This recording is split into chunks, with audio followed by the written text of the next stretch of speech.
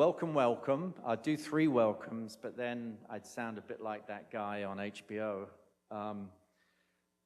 We have a very interesting moment for us with this conference because New York decided to have spring beginning today, and we weren't expecting that. We were thinking, you know, cold and freezing the way it's been for weeks, and that would mean people will be willing to huddle inside an auditorium for several hours. But my name is Peter Hitchcock. For those who don't know me, I'm the acting director of the Center for Place, Culture, and Politics. And I wanted to extend a special welcome for the people who have participants in this conference who've traveled so far to be here today. We have conferees from Turkey, from Bosnia, from Puerto Rico, from Ecuador, from Brazil, from Cabo Verde, from Honduras. And that's in addition to the people, obviously American scholars and scholar activists, activist scholars, and intellectuals all who have joined us for this occasion. So welcome to all of you. I have a long list of thank yous, but since we've started a bit late, I'm going to reserve those, table those for a little later this afternoon. I just wanted to remind folks that we have 3 panels today, and the first 2 panels will be back to back, okay? And then tomorrow we will have breakout sessions, and we want to meet at around 11 o'clock, or for those, in the Sociology Lounge on the 6th floor, is that correct? And then we will split up into working groups, mainly to discuss some of the issues and themes that come out of our interaction today, because that's basically what the Center for Place, Culture, and Politics is all about. That is to say, bringing together radicals, both on the ground and in so-called ivory towers, to interact and develop ideas around what constitutes significant opposition and the possibility of social change in the present. Some people believe that the so-called era of Trump is a gift to radicals. I think actually in many ways it's a distraction, because people have been working hard on particular political issues for some time before the era or aura, let's say, of the tweet. Before our first panel, I'd like to bring to the stage here David Harvey, who is our research director at the Center for Place, Culture, and Politics, who's going to speak directly, I hope, to our theme of 2 of my favorite words, Insurgent and Solidarities. David.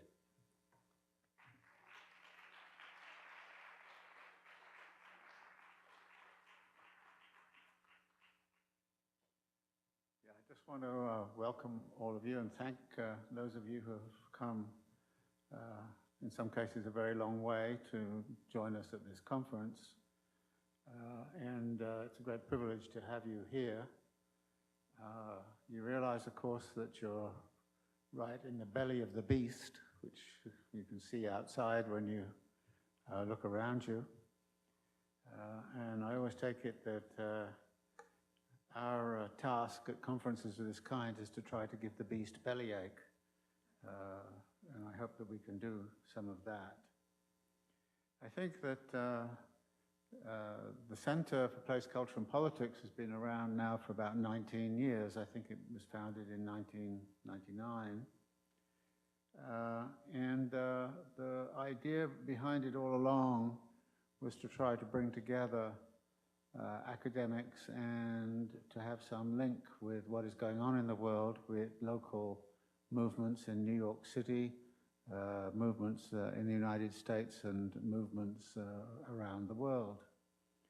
I think the point of this is that the learning experience of academics inside of academia itself tends to be rather limited, and we needed a great deal of help in interpreting the world, and therefore your presence here is part of that process of trying to enlighten us who are in academia as to what is really going on the ground, and to think about what might be done about it.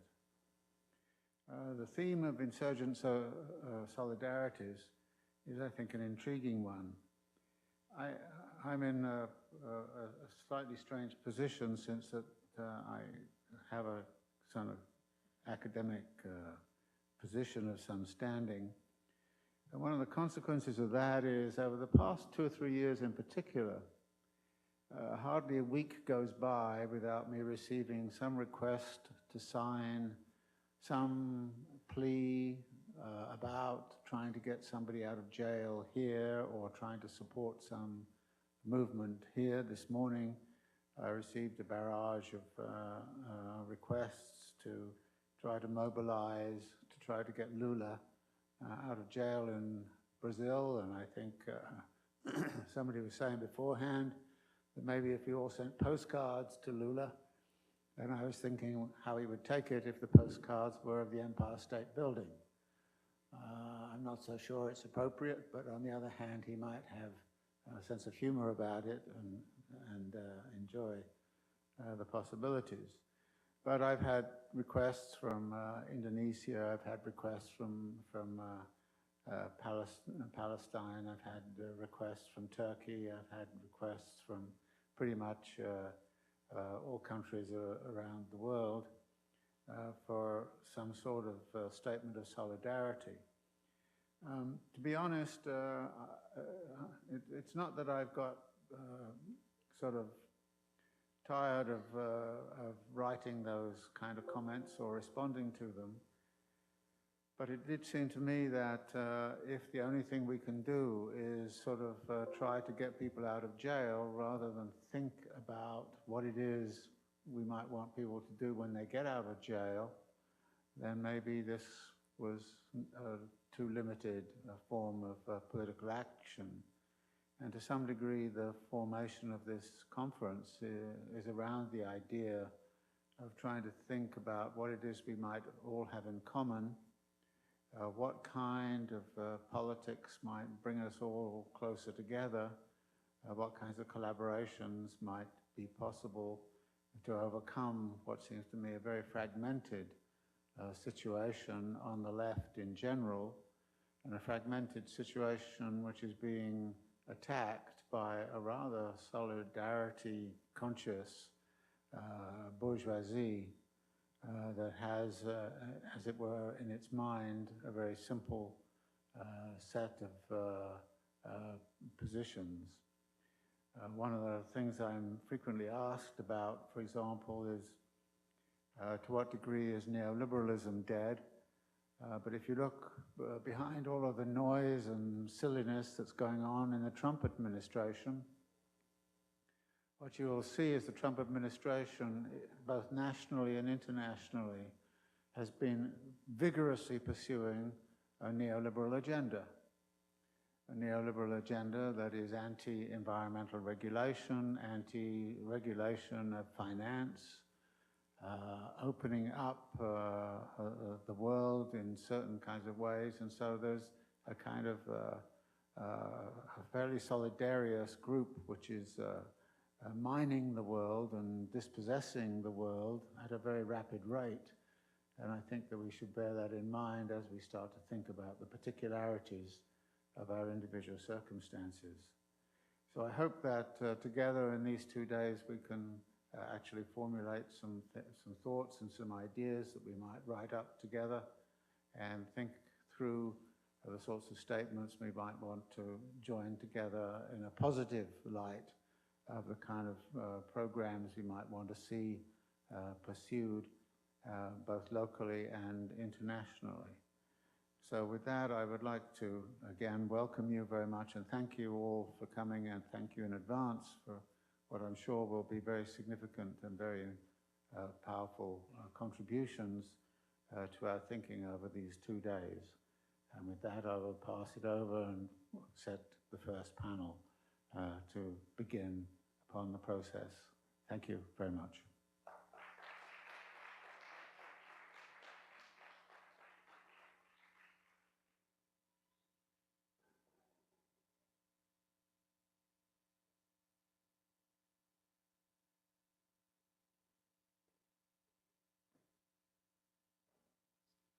So the first panel will be on Economies and Solidarities, chaired by Abby Scher. And Abby will introduce the individual speakers.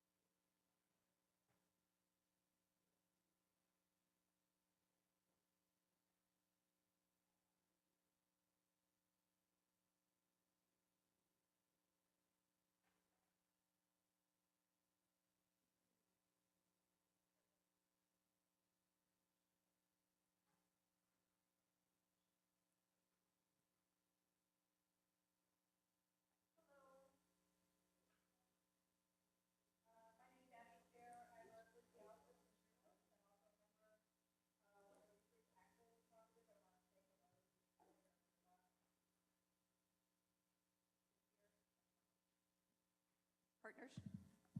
Okay. So welcome to the first panel of Insurgent Solidarities. This is the panel on economies and solidarities. What is the solidarity economy? And hearing from people who are engaging in practice, who are part of local struggles that are also global struggles. So together, hopefully we can understand how we can build greater power, how we can work at the scale that the global capitalists do. But I also want to share an insight. I was just at the Labor Notes Conference in Chicago and spent some time with Kali Akuno of Cooperation Jackson. And I'll talk a little bit more in my response to the remarks, but one of the things that he said that really struck me is, he says, we're not having deep enough conversations. We're not having deep enough conversations. We're not having deep enough conversations in our organizing. And so when, for instance, in Jackson, Mississippi, where Cooperation Jackson is organizing, when you have certain kinds of opportunities and you're facing new pressures, you get into new positions and you're facing new pressures, you have to have had deeper conversations before you're facing those new pressures. You can't wait. You can't wait until you've advanced. We have to be ahead. We have to be a step ahead, and we have to predict what new pressures we're going to be facing, and what that means for our vision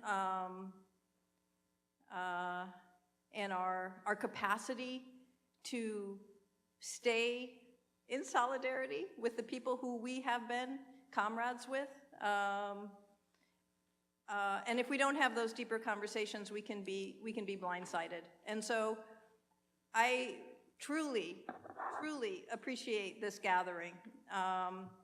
Since this is an arena that I've been working in, both writing about the solidarity economy for progressive publications. I'm a sociologist who doesn't write for academic publications on purpose. But also engaging in the work on the ground. So I'd like to introduce our speakers. and I'll do it in the order of speaking. First is Yasmin Lopez, who is coordinator of CODIMA, and that is the Inclusive Development of Peasant Women in Honduras. She's part of La Via Campesina, the global movement of peasant movements. Her organization in Honduras, she leads an organization of 8,000 women fighting for access to land, food sovereignty, and thinking about how to build a solidarity and social economy, a feminist economy, and a peasant economy that brings agrarian reform. Next is Giovanni Roberto, who is a Puerto Rican social activist and organizer for the Center for Political, Educational, and Cultural Development.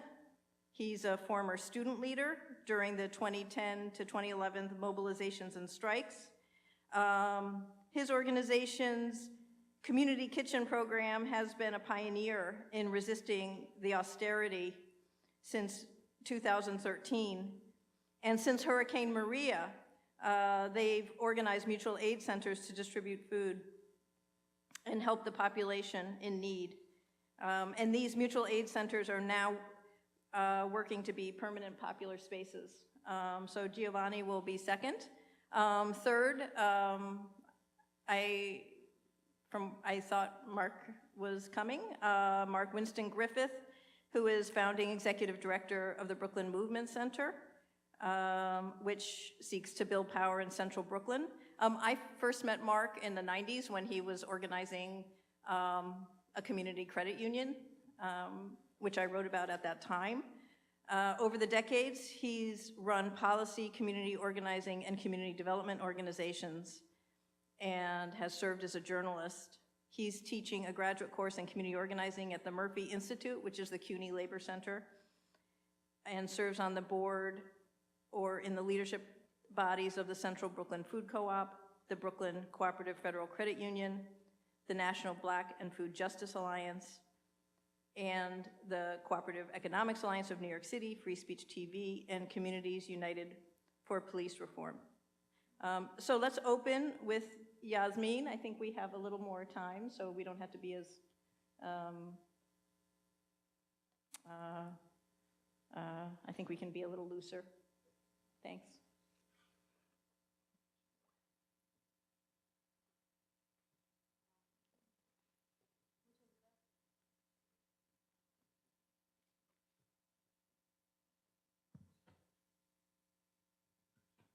Hola. Buenas tardes a todas y a todos. Bueno, yo no hablo inglés, hablo español. Espero que quien va a ayudar a traducir pueda comprenderme, porque a veces hablo rápido y si hablo rápido que me pare, por favor. Good afternoon, everyone. Thank you for being here. I don't speak English, so I hope you can understand me with translation. If anything, sometimes I speak too fast, but hopefully I can be clear. Gracias, Abby. Como bien decía Abby, yo soy la coordinadora general de una organización de mujeres que tiene más de 30 años de haberse fundado en Honduras. Es una organización que nace en un contexto machista y que obviamente nace justamente en las entrañas del imperialismo, capitalismo y obviamente patriarcal. Like Abby was saying, I'm a coordinator of a women-led organization that is 30 years old. This organization is born within the context of machismo and in the vows of imperialism and capitalism.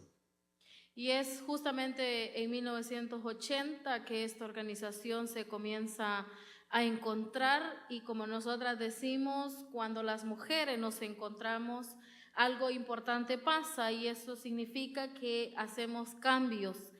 Para algunos son maravillosos, pero para otros son un poco incómodos. So in 1980, this organization, all these women start gathering, and as we say, You know, when women gather, a lot of big changes start happening, and these changes are wonderful for some people and difficult for others.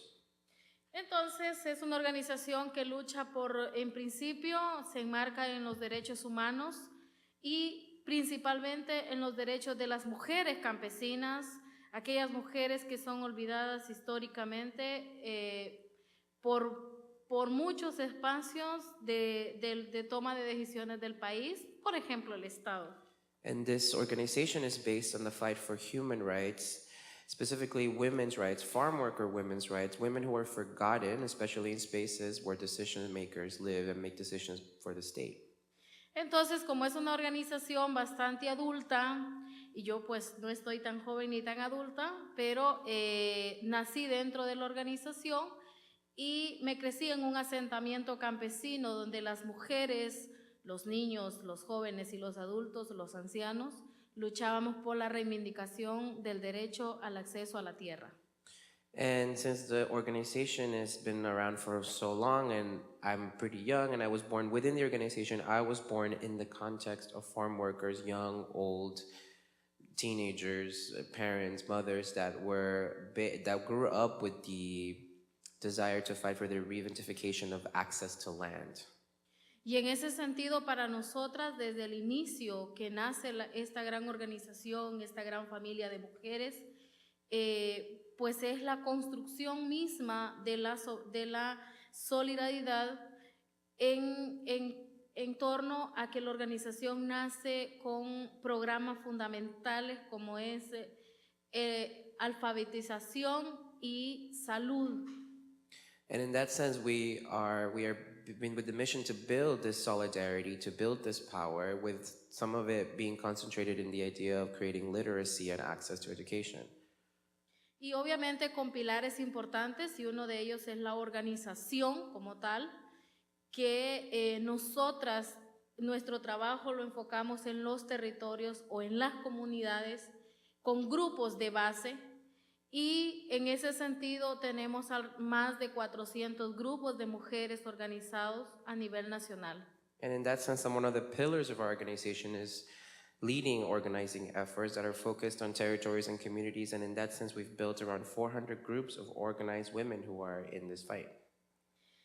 Es justamente por eso que nosotras decimos que la solidaridad no se construye desde un comunicado o desde las líneas en una nota de Facebook, se construye desde la convivencia y desde la vida misma junto con las mujeres en el campo. And because of this, we say that solidarity isn't built on a memo or some lines on Facebook. It is built in the living and loving within the community that we exist in. Quizás contar que hoy por hoy no es diferente a la represión que vivíamos los movimientos sociales en los años 50, que empezamos por fundar el movimiento campesino con el proceso de la Free Company, que fueron las bananeras, por ejemplo. So in this sense, I'm trying to say it's not the repression that we're living right now is not that different from that repression that was lived in the 50s, for example, with the process of bananeras, which is something that was very similar to what we're facing today. En aquellos momentos hubieron asesinatos, hubieron persecuciones, hubieron encarcelamientos. Lo mismo es hoy. In that time, there were murders, persecution, and incarceration, and it's kind of the same still today. Hoy, por la lucha por la tierra y la soberanía alimentaria, tenemos alrededor de más de 1,700 mujeres procesadas por la reivindicación de sus derechos. Today, we fight for the land and for food sovereignty, and in that fight, we face 1,700 women who have been processed for their efforts in this struggle. Además, hay una pregunta que dice, ¿cómo afecta la economía de las mujeres o la economía de los campesinos y las campesinas los grandes proyectos de las transnacionales?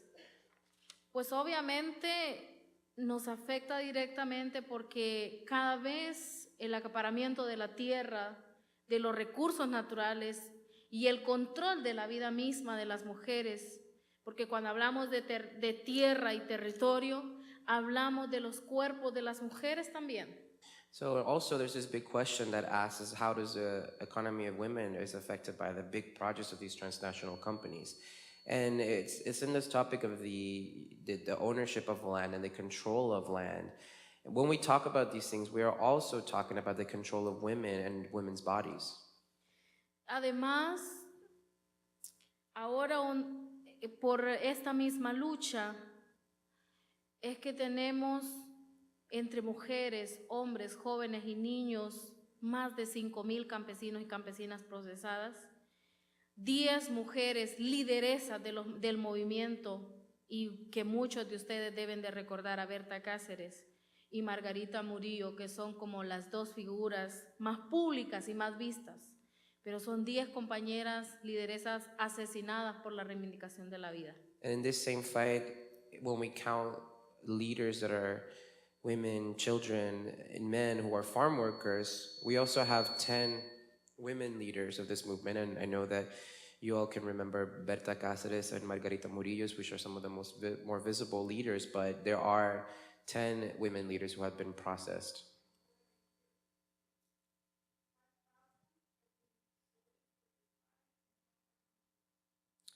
Murdered, yes. Sorry. Por eso, para nosotras, trabajar nuestros enfoques de economía feminista, economía del cuidado, la economía campesina, no es solamente eso, es enfrentarnos a un sistema opresor, a un sistema que nos ha dejado muchas compañeras, a muchos compañeros enlutados, y además muchas compañeras y su familia, porque además de eso ha impactado y ha afectado en el que las familias han tenido que emigrar. Y aquí me gustaría mencionar que los gobiernos que ahora dicen representar al pueblo cada vez firman más tratados de libre comercio, cada vez firman megaproyectos como son las sedes, las zonas especiales de desarrollo económico, entre comillas, ciudades modelos.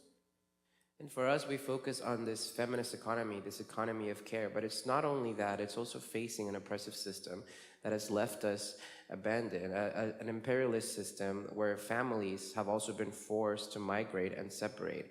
And when we talk about these governments that now say that they represent us in a way, we're also talking about governments that constantly sign different free trade agreements that affect us in different ways.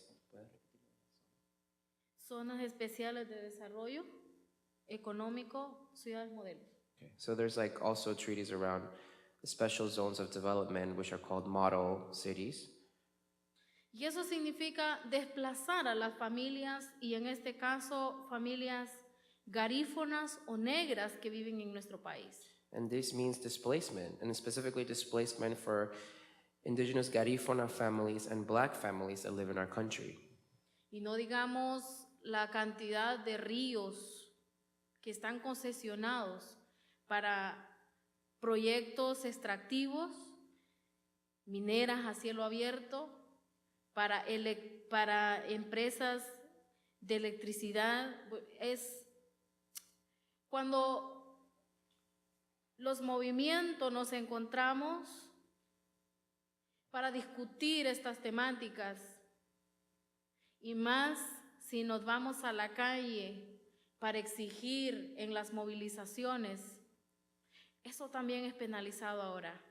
And let's not even talk about rivers and spaces that are set for extractive projects and other spaces like that. And when we take to the streets and when the movements that we have meet to gather and protest in the streets, that is also now being penalized.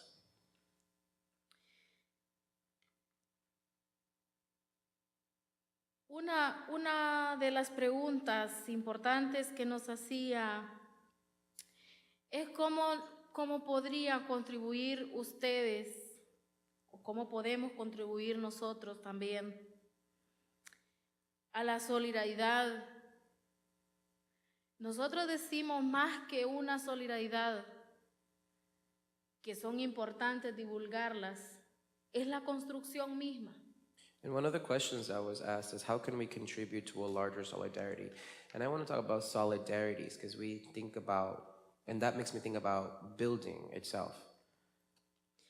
Es decir que estamos juntas, que este problema que tiene Honduras, que se enfrenta a Centroamérica, porque la lucha por la tierra y el territorio es de Honduras, es de Guatemala. La criminalización fuerte la está viviendo Honduras, la está viviendo Guatemala, de los países centroamericanos. Pero ese problema en Centroamérica es un problema en el mundo. Es decir, que nadie está exento de las problemáticas que vivimos por muy lejos que nos encontremos. Las problemáticas no tienen fronteras, los países tienen fronteras. And by building, I just want to say that we are together. This problem in Honduras and Guatemala and Central America is this high criminalization of our efforts. But this is a problem that is that no one is exempt from. We can talk about how countries have boundaries, but these problems don't have boundaries.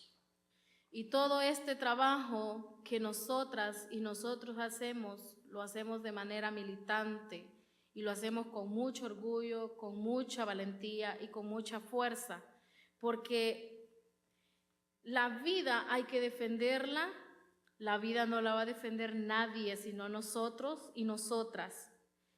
Por eso es importante que las organizaciones internacionales, que las universidades, que los profesionales y de todos los espacios donde nos encontremos,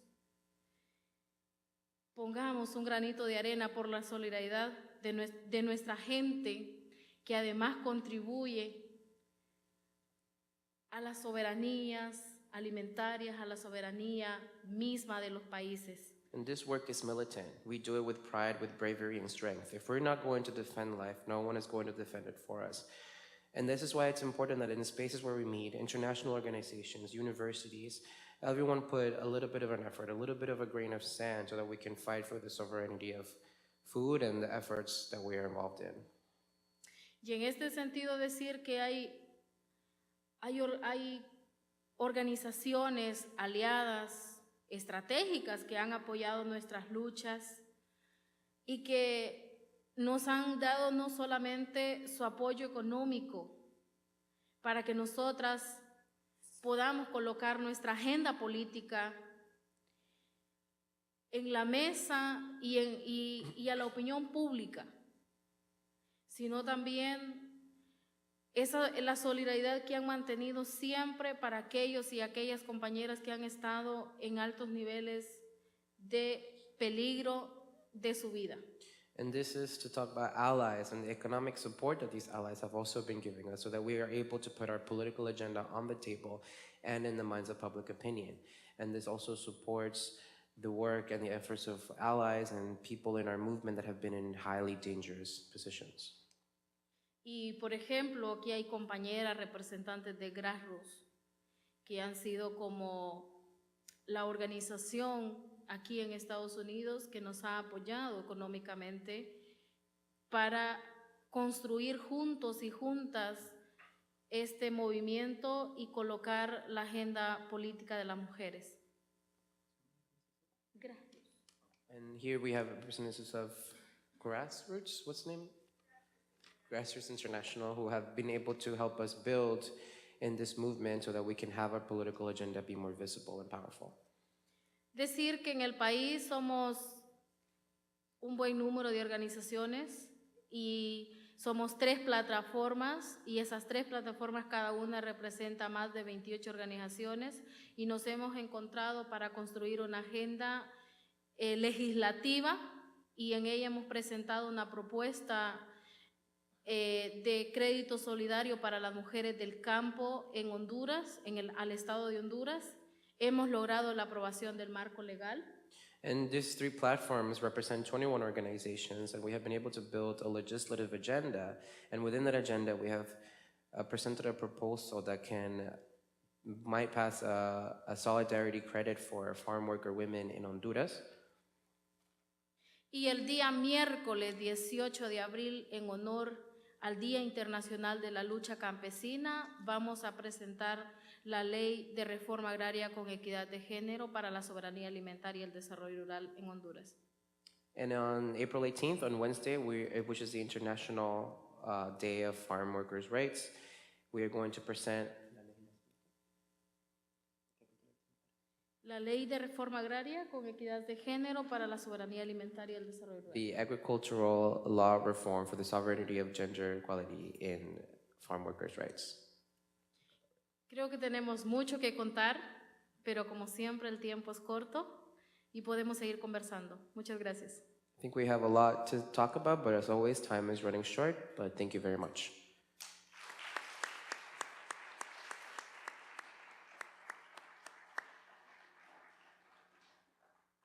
So we'll go to our second speaker. The format will be, we'll hear from all our speakers. I'm going to invite them to ask each other questions. And then I will also provide some commentary, and then we'll open it up to everybody. So just hold on to your thoughts.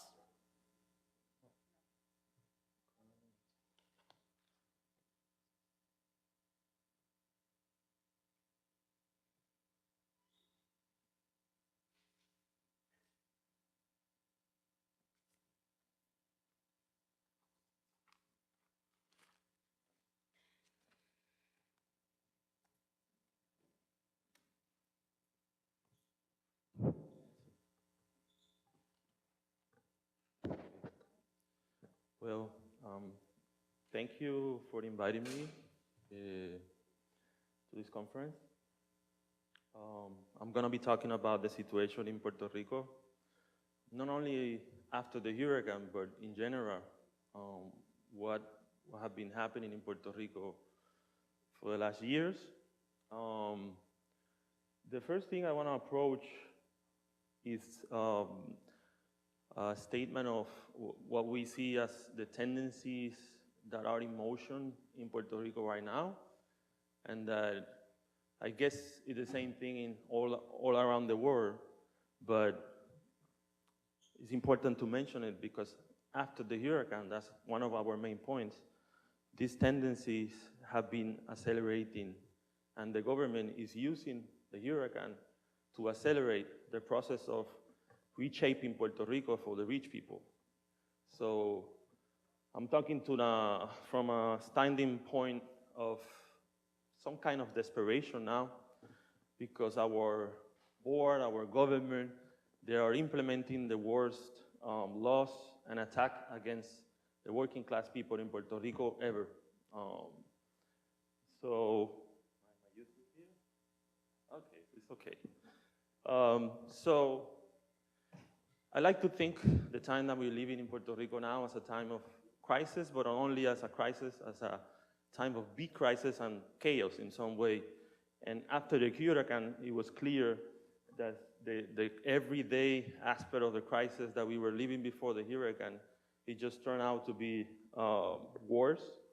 One of the tendencies that I like to put forward first is the population decline of the population that lives in Puerto Rico is declining, but these processes have been organized for the government. First during the 50s, 1950s, and now it's a new way of moving people outside Puerto Rico to the United States. One of the reasons the government was so slow acting after the hurricane is because they know that the process of people moving from Puerto Rico to the States was going to be more accelerated. In the graphic the government managed, they were thinking that in 2025, maybe in 2030, the population of Puerto Rico was going to decline significantly. But now the graphic has changed, And the process that was going to take 10, 15, or 20 years is going to take 5. So that's why I say desperation in some way.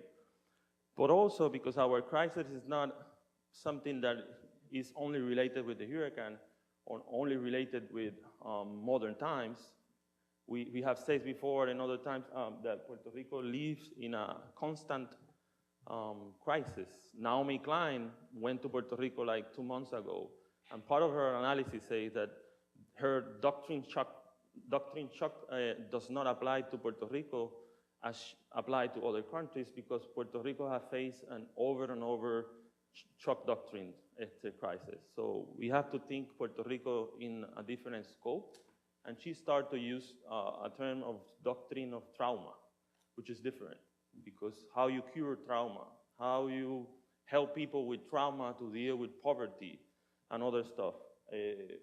So because our crisis is like historically, it's not something about context. During the last 5, 6 years, different processes of solidarity have emerged in Puerto Rico.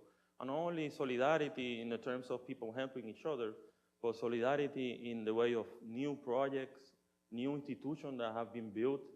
And at some point, maybe we can think or discuss if those projects and those institutions can actually push forward a new movement, a new political movement in Puerto Rico, and that's part of what we do in the center I work for. We see solidarity as a political action. And in the context of crisis, solidarity can be real powerful for the people. So if I approach a definition, for us, solidarity is a practice. It's a way of living. It's helping people, action that help people, but with dignity.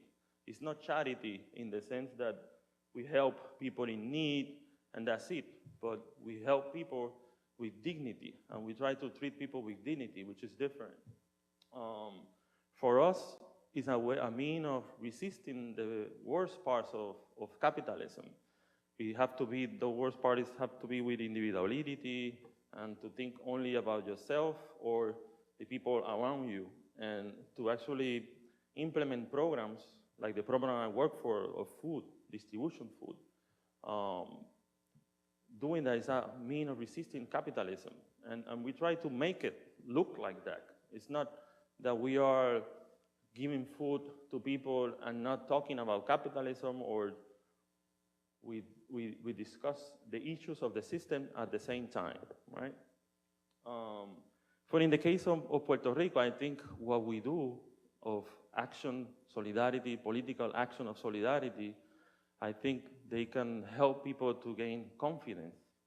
Confidence that our power, the power of the people, can be built, that we can build new institutions from the bottom to up, institutions that actually help, serve, and build something with the people.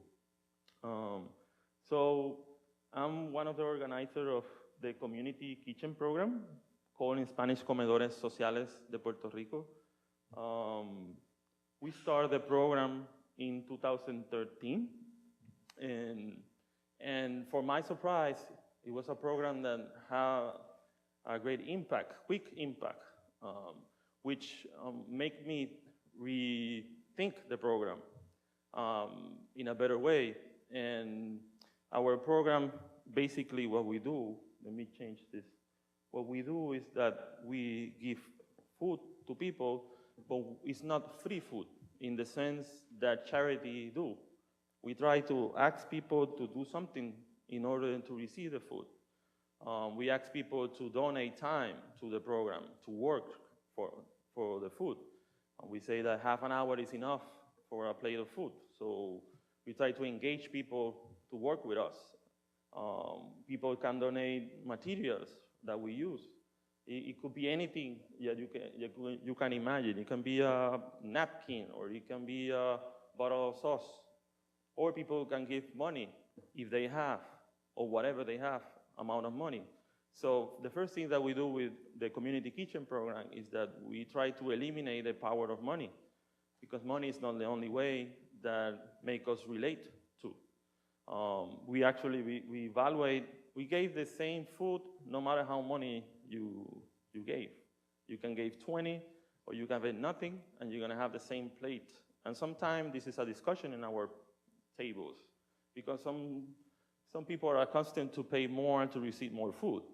And when they ask us to, can you give me two pieces of chicken? I'm gonna give you more money. I say, no, the program is not based on that. You can give us more money if you want, but I'm gonna give you the same amount of food. And sometimes people, when molestos, bother with us and peace with us, they say, I want more food because I'm more hungry, and things like that. And sometimes students, because we work with students in the University of UPR, sometimes they are surprised that we don't settle a price. And we start discussing with students why we don't put price to food at the same table while we're giving food. So for my surprise, as I was saying, I discovered that doing this was a radical political action that when we started in 2013, it was not the intention, that full intention, but it became to be really a political thing. What we deal in general is with, in Spanish, it's like something like political of daily life politics. And I read a lot, an intellectual and activist of Uruguay. His name is Raúl Civechi. And he writes a lot about the difference between the politics of the state, in which the state is the main interlocutor. I don't know if that's a word. But he said that what we should do is to think politics. Good afternoon, everyone. Something to building life, to build everyday aspect of life. For example, food, healthcare, security, education, and other stuff. So our community program have grown to be that program that through the daily basis of food can help people to imagine a different society, a different organization of society. This was something that we were doing before Hurricane Maria, and then as a minority, let's say in Puerto Rico, a lot of my ex-comrades from different organizations of the left didn't understand what we were doing in the center before the Hurricane Maria. Because it's not as leftist, it doesn't look radical to give food to people. And I always have defended that this is a political action that needed to be considered as a political action. But after Maria, I don't know how much you know, but time passed? Great. But I'm finishing. I call it big crisis because I want to make a difference in the case of Puerto Rico of the everyday aspect of the crisis. This big crisis of the hurricane, I think, already ended in some way. After the hurricane, we just started attending the emergency. Our model of collaboration system, a system that tried to help people engage in the project, to try people engage in the movement, was an inspiration for other people around the country to actually start similar projects. And the main project we created after the hurricane was the mutual aid centers, a project that not only serves food, but also take care of health issues, education issues, living conditions also. It depends of which of the mutual aid centers we talk. It depends of the people around the center and the necessity of the people. After the hurricane, and I think still to this day, there's 10 mutual aid centers in different parts of Puerto Rico. So I'm gonna go to the conclusions. What I see different of this mutual aid center is that we are not a relief program action, or we rejected the relief thing. And I remember having a discussion before we started the first mutual aid center in Caguas, that we were not going to do charity, because charity was what everybody else was going to do. Red Cross or different nonprofit, you know, they are doing charity, and charity make people passive, make people don't want it to only receive. So we knew since the beginning we were going to launch a program that obviously we were going to be part of the relief in some way, but we were going to be thinking since the first minute to build a program, a project to be sustainable in the long term, because that's the only way in which we will actually change Puerto Rico. If we have programs or projects or new institutions that actually challenge power in the future, I think. Right now, I feel that we don't have the power to stop what the fiscal board is doing. They are privatization school, implementing a new law that make able to the charter school in Puerto Rico. They're trying to privatize the energy of Puerto Rico, and they are trying to pass a new law, a new labor law that actually eliminate most of the labor laws that remain. But the reality, and it's a sad reality, is that we don't have the power to stop them right now. And that's a reality that we stand. But it's a reality that we can change if we start now to build new institutions with the people that are in need and that need political power to change their situation. And that's what we are focusing. We want to build these mutual aid centers. We want to put all our effort to organize new people into struggle. But during these next years, it's going to be through the necessity that people have: food, healthcare, educational issues, to make them participate in those issues in order to make it happen in the future, to actually we can eliminate the war or we can face our government. Our logic in some way is that we have to work hard locally with the people, because that's not only a process of serving the people, which is a term that I don't like. It's a process of learning how to deal with the organizing society, how we deal with groups, how we deal with problems between people, how we deal, how we administrate programs. Because if we want in the future to be an alternative, to actually get rid of the government of the United States and his power over Puerto Rico, and we want to administrate our country, we have to learn how to do it, and then do it effectively.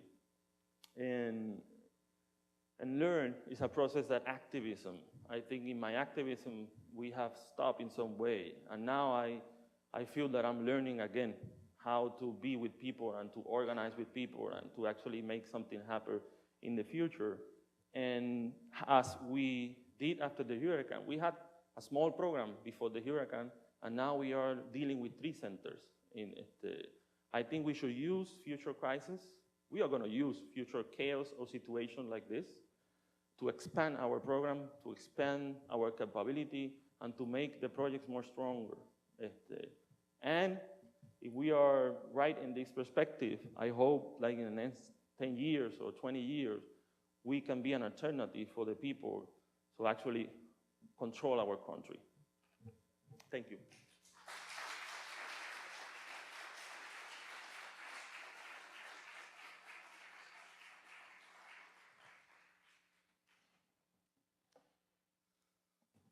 So Mark Winston Griffith has joined us just in time. Okay. So I'll give you the microphone. You've already been introduced. Oh, wow. Yeah, you don't get to catch your breath. Okay. Can I have a prompt? Sure. The prompt is building the solidarity economy. What is it? What are you doing? What's your practice? Okay, What something is simple. solidarity? Okay, what is solidarity? Good afternoon. My name is Mark Winston Griffith. First of all, let me deeply apologize for being so late. I don't want to give you a long song and dance, but I respect a great deal what everyone is doing here today and your time, and Apologies for compromising that.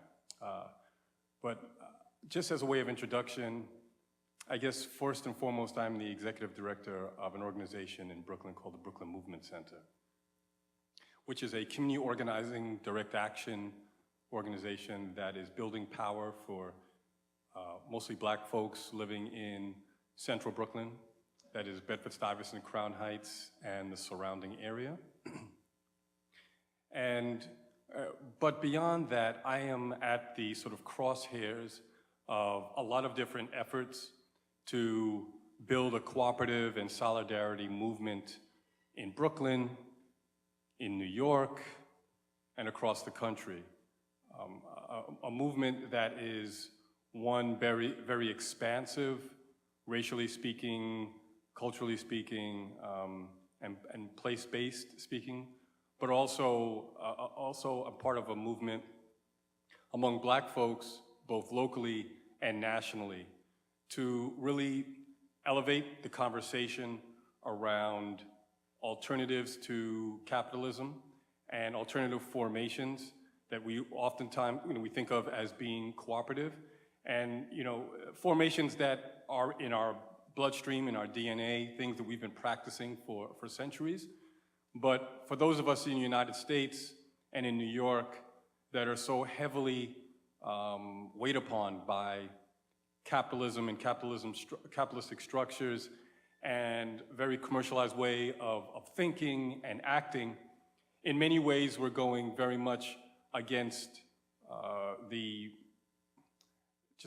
obviously we're going against the status quo, but I think that what's happening here, and particularly in New York, is that you have a new generation of awareness around this idea of solidarity, economic solidarity in particular. And so I am on the board of something called the Cooperative Economics Alliance of New York City. I am a founding board member of something called the Central Brooklyn Food Co-op. About 20 years ago, I co-founded something called the Central Brooklyn Federal Credit Union. I'm on the board of Brooklyn Cooperative Federal Credit Union, which is in Bed-Stuy and Bushwick, and also part of a formation called the National Black Food and Justice Alliance. And so I know I'm throwing a lot of names and acronyms at you, but as you can tell, one, many of them are based there in Central Brooklyn, but they're also national. And I see myself as one starting locally. And whenever you talk about solidarity and you talk about the idea of organizations and formations coming together and creating ways of doing business with one another, that is also tied into a political philosophy and ideology, I think it really does start from a political mission. And so for me and for the organizations I'm involved in, it starts with self-determining economies, right? And so, for instance, in Central Brooklyn, as we're organizing a food co-op, and I'm assuming that everyone knows what a food co-op is, but we're trying to do something that, while on the surface seems very simple, is actually a unicorn in many ways, in a sense that if you look across the country, New York City, but across the country, you will find very few Black-led food co-ops, particularly those in urban areas. And so there's not a lot of track record out there. And even when you look at something like Cooperation Jackson that's happening in Mississippi, in many ways, it's still forming. It's still very much an experiment. They're still learning, and we're still learning from them. We're learning from one another. But in Central Brooklyn, what we see is that we're not just trying to open up a grocery store. We're really trying to fight against what I would call racial and economic cleansing, in a sense. Because if you look at Bedford-Stuyvesant and Crown Heights, historically one of the largest Black communities in the country, systematically it is being gentrified, people are being displaced. And when you look at the food system gets to be not only emblematic, but it seems to be a driver of that displacement and gentrification. So for instance, in our area where we used to talk about food deserts as being the problem, the fact that large-scale grocery stores had abandoned the neighborhood, and low and moderate income black folks didn't have access to healthy food, the equation has flipped. And so now if you go through central Brooklyn, you'll see a lot of smaller retail grocery stores, boutique places that are selling organic food and healthy foods, and yet they are overwhelmingly marketed to, owned by, and looking to promote a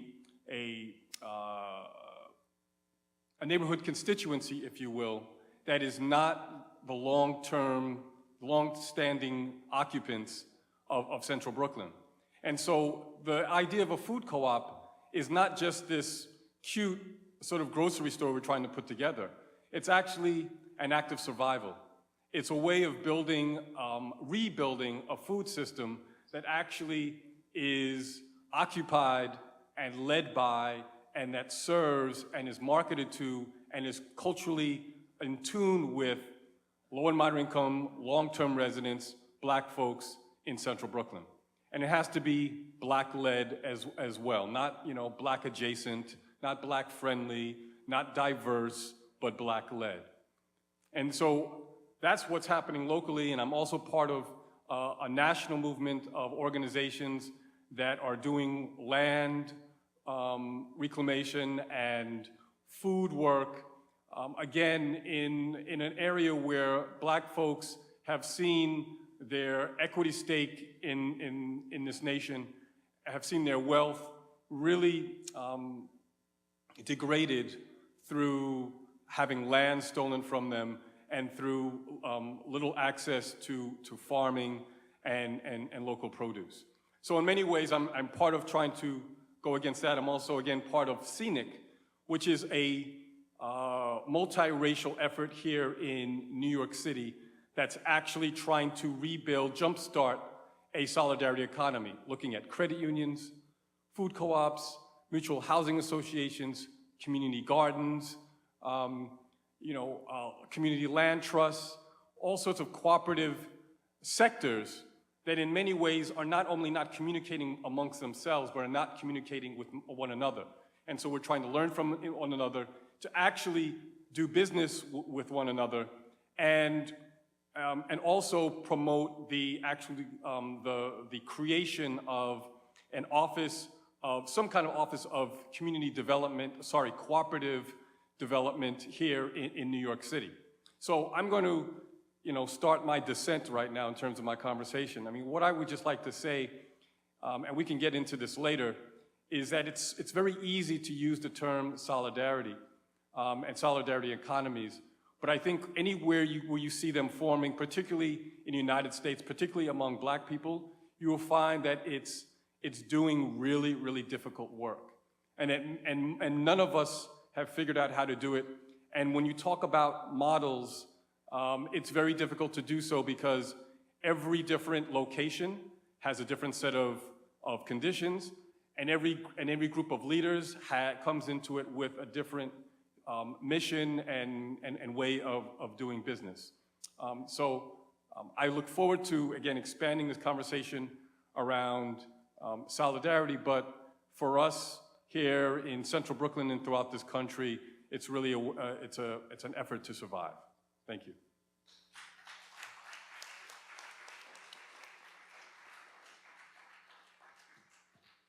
So I'm just going to share some of what I heard from our speakers, a little bit about what it stimulated me to think about, and then invite questions back and forth. One of the things that really strikes me is the fight for human rights and human dignity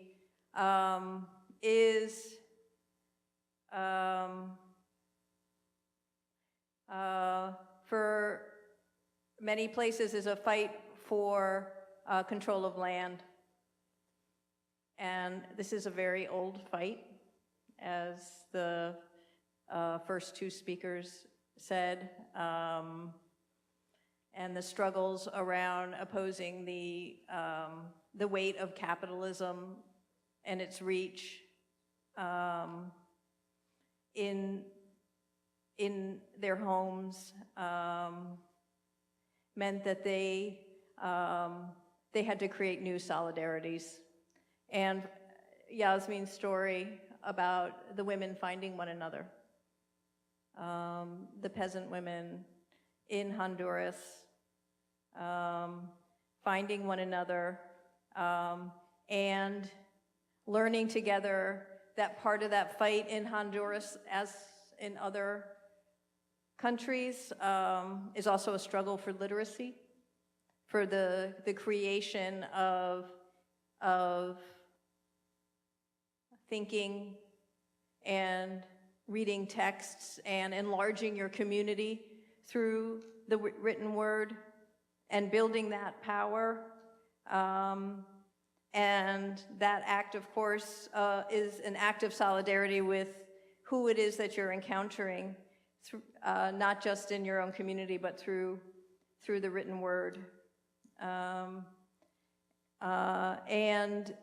how important it is to extend that solidarity when they're so under attack, when people are being murdered, to extend that solidarity, build larger solidarities across national boundaries, but also with allies who are from other arenas, other economic conditions, other locations, and she mentions Grassroots International, and the importance of that for building international solidarity.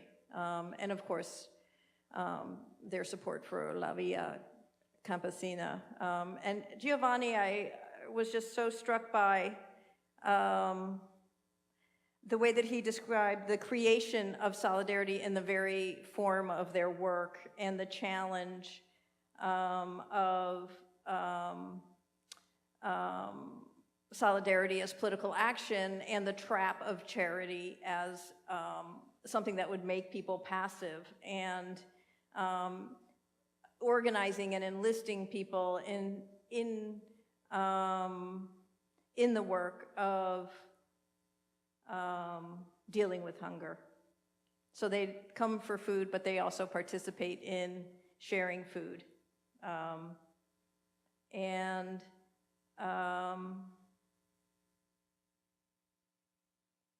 He explicitly talked about this as prefigurative work, that this is us learning how to deal with organizing the society that we want to be part of, and that the weight and the trauma of the ways that we're taught to live are not the ways that we want to move forward. And that's what Mark talked about as being weighed upon by capitalist structures. And this reminds me, in Richard Sennett's book, The Corrosion of Capitalism, which I'm sure there are some people in this audience who are inspired by it as I am, where he's writing about the people who are working in a bakery. And this bakery has become more and more industrialized to the point where now it's almost entirely computerized. And the material conditions of that bakery, where because everything is computerized and the de-skilling that happens, the people lose the ability to solve the problems on the shop floor. They can't even turn to one another to try to fix things. They have to call out and find a computer tech person to come in, and that experience of work with one another, the fellows, creates an experience of distrust. You don't learn to trust the people who you are closest to, who your comrades in work. You're in a pool of distrust, and this is not just divisions by race or ethnicity. These are divisions because of the failure of our very practices to create the solidarity that we need to move into a new situation. And so that story of that work to create as part of the work to create self-determining economies is not easy. It's not easy work. And it does beg the question that I'd like to ask them here, which is, how do we go global with this? I mean, is this too preliminary a question? Can we ask that question now? As we're trying to create alternative economic solidarities locally, can we start thinking globally? Can we? That's my question for you. It's a big challenge. Yasmin, you want to start?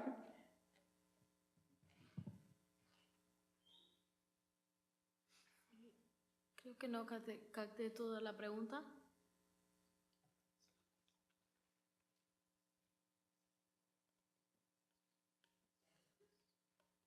Does you want me to say it again? Ready?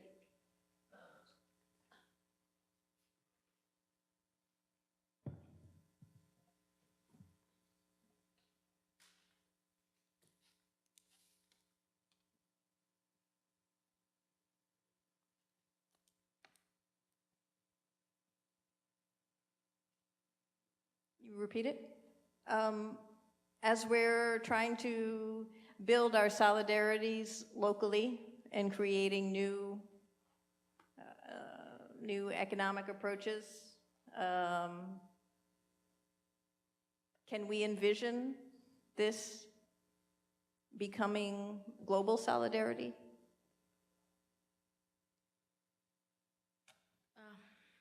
Perdón.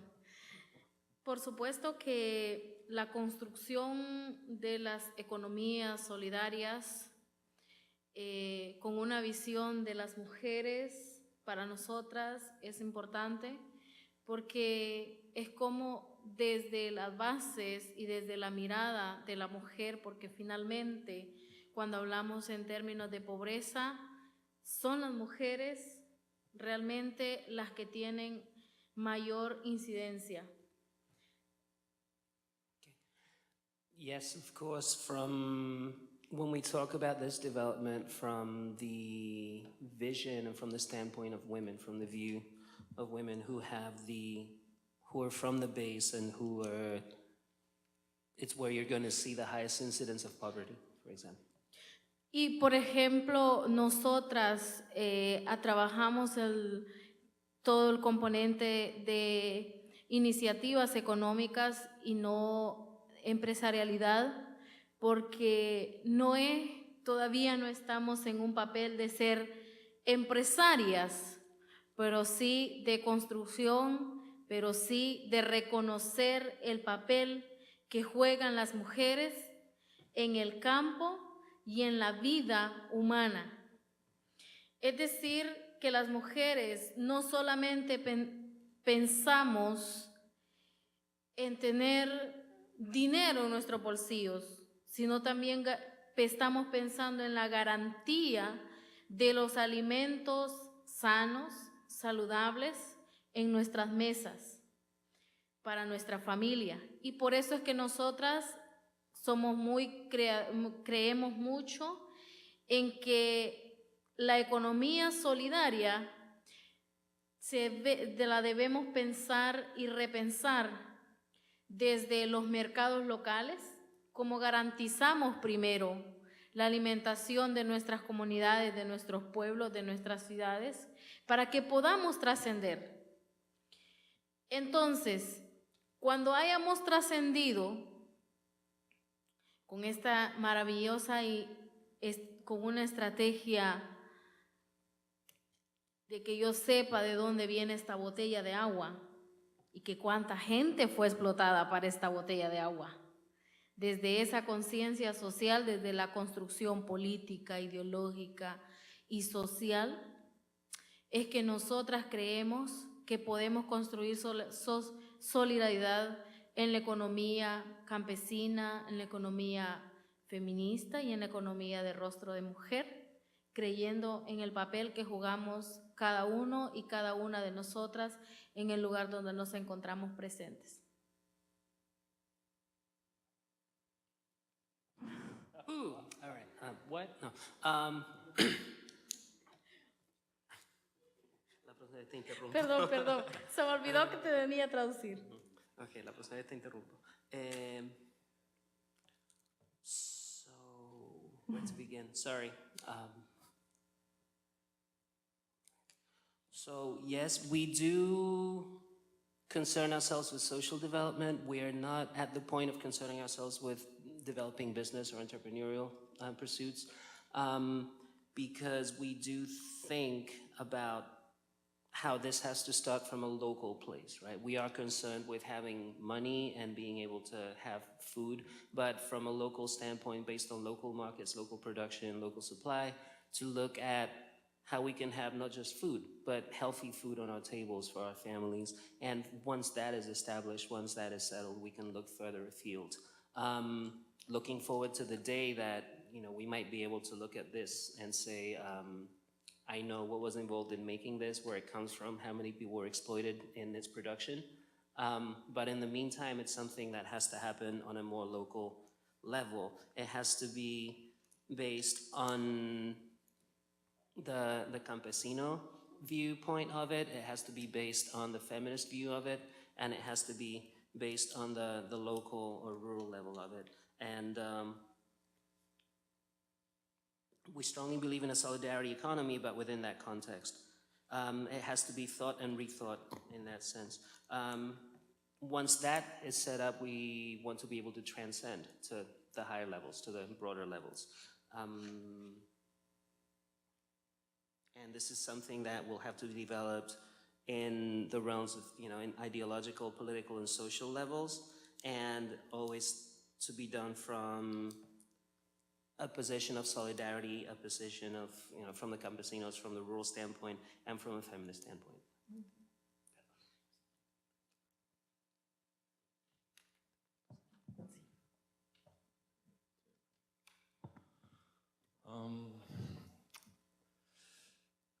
Let's say, I think we, as Puerto Rican, we want everything, right? In Puerto Rico, we want Puerto Rico to be completely for the people that live in Puerto Rico. And the question of, globally, I face it as, it could be a possibility that these new institutions, mutual aid centers, can promote and be part of a bigger movement of changing society in Puerto Rico. Well, it could be, yeah, and it's necessary. But I face the question thinking about power and how power in Puerto Rico is, and where's the power? You know, it's in the Empire Building, it's in the US government, it's in the Congress. And we have been thinking a lot of how power is portrayed or is being, or how people experiment the power of capitalism in society. And we have answered that the power is all around. Is the way the city is organized to make people take a car. In the case of Puerto Rico, that we don't have a lot of buses or train or anything. And in only one house, maybe we can have 3 or 4 cars. And so the way city is organized, the way the food industry is organized, and to think about the future and the power in Puerto Rico is to think about how we organize power. And I don't think, and this is a sad thing to say, but I don't think we have the power enough. Not yet, at least. Not at this point. Not with the traditional organization that we are living with. Let's say some part of the union movement. Let's say some part of the political independentist group. Our people in need in Puerto Rico need others' organization, others' mothers of organizing themselves in order to develop our political power and be able to win against the US government and our Puerto Rican colonialist government. So I think we have to focus right now for the next years in building new tactics, in building new projects that can really connect with the people. We study an approach, I think, learning about the Young Lords and learning about the Black Panthers here in the States. Especially, for example, the breakfast program. Those programs that were initiated by this organization are part of the inspiration that we have building the community kitchen program. And when we read about the impact the Black Panthers and the Young Lords had, we know that they have a strong impact in short time, maybe in two years. They grow a lot, they have multiple chapters around the United States, but because they were doing something concrete that actually connect with the people's need, and with that they inspire an imagination of how the political situation is part of that poor situation or hunger. So I think, to summarize, the logic is to work hard connecting with people's need. Those people in need are the ones who need political power to change their circumstances. And so those people are the ones.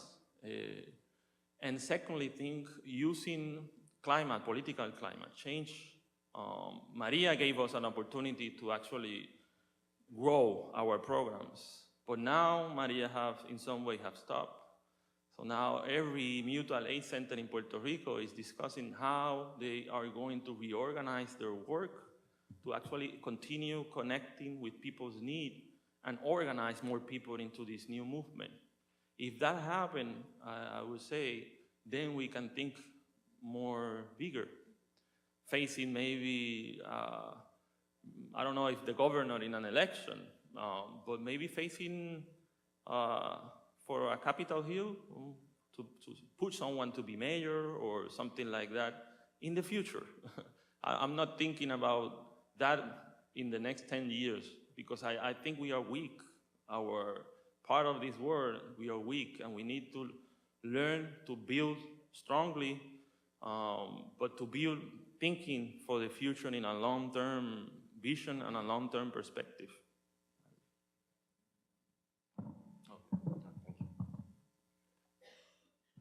So I think of it on two fronts. One is to come back to something that the sister said earlier, which was talking about it happening on a local level. That's the game right there. That's really where it has to happen. And I'm reminded of even the formations I've tried to be a part of here in New York. So for instance, in trying to put together a solidarity economy in New York, and we're working with food co-ops in Brooklyn, we've learned that like there might be 10 food co-ops there, but they don't even talk to one another. They don't even see themselves as being part of a cooperative conversation. And so much has to begin right there before you can begin to get people to think on a broader scale and start to make international connections. I mean, let's be honest, Americans, we're not known to be global thinkers, right? And so that's one point. And even when it comes to the work that I'm doing nationally with the National Black Food Justice Alliance, so much of that focus is really trying to incubate local projects and to strengthen local projects and to connect local projects. And it's the strength of those local projects that's going to give strength to whatever we're able to do nationally. So the second point I want to make is that, yes, if we can get OSF, Open Society Foundation, to come and give us a few $100,000, I'm sure we could bring together, hundreds of some of the best minds around solidarity economy together. Yes, we can have like a nice little carve out within, the World Social Forum and have a great conversation among us who are well-educated and well-resourced. The bigger question, I think, is to what extent does this permeate the thinking of ordinary people? To what extent, and I go back to my organizing roots, to what extent does this meet their personal and collective interests. And so as organizers, I think we have to do a hell of a lot more for people to see cooperativism and solidarity living as a viable alternative, as something that's going to address their bottom line, that's going to put food on their table, and it's going to introduce them to a new world. And I think we have a long way to go before we get to that point. Now, that's not to say that we can't start having these larger conversations now. But if this is going to have any impact, it's going to have to be a base building effort. It's going to have to be, tens of thousands, hundreds of thousands of people who are coming together, who are pushing their governments, who are pushing their civil societies to respond in this form, and then start to see the connections nationally and globally that will fully incentivize them to begin having those conversations, and then see how those conversations with people thousands of miles away is ultimately going to impact them. So I believe it can happen. I don't want to come across as being pessimistic, but there needs to be more done on the ground. And yes, if OSF wants to fund organizers to begin doing that work across this country at least, I can't speak for other nations, then that would help it. But we got a long way to go before we get there.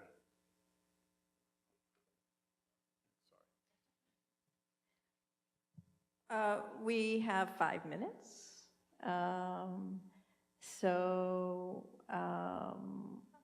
I don't know if there's any last words that people want to make. I wanted to invite kind of crosstalk across the panel,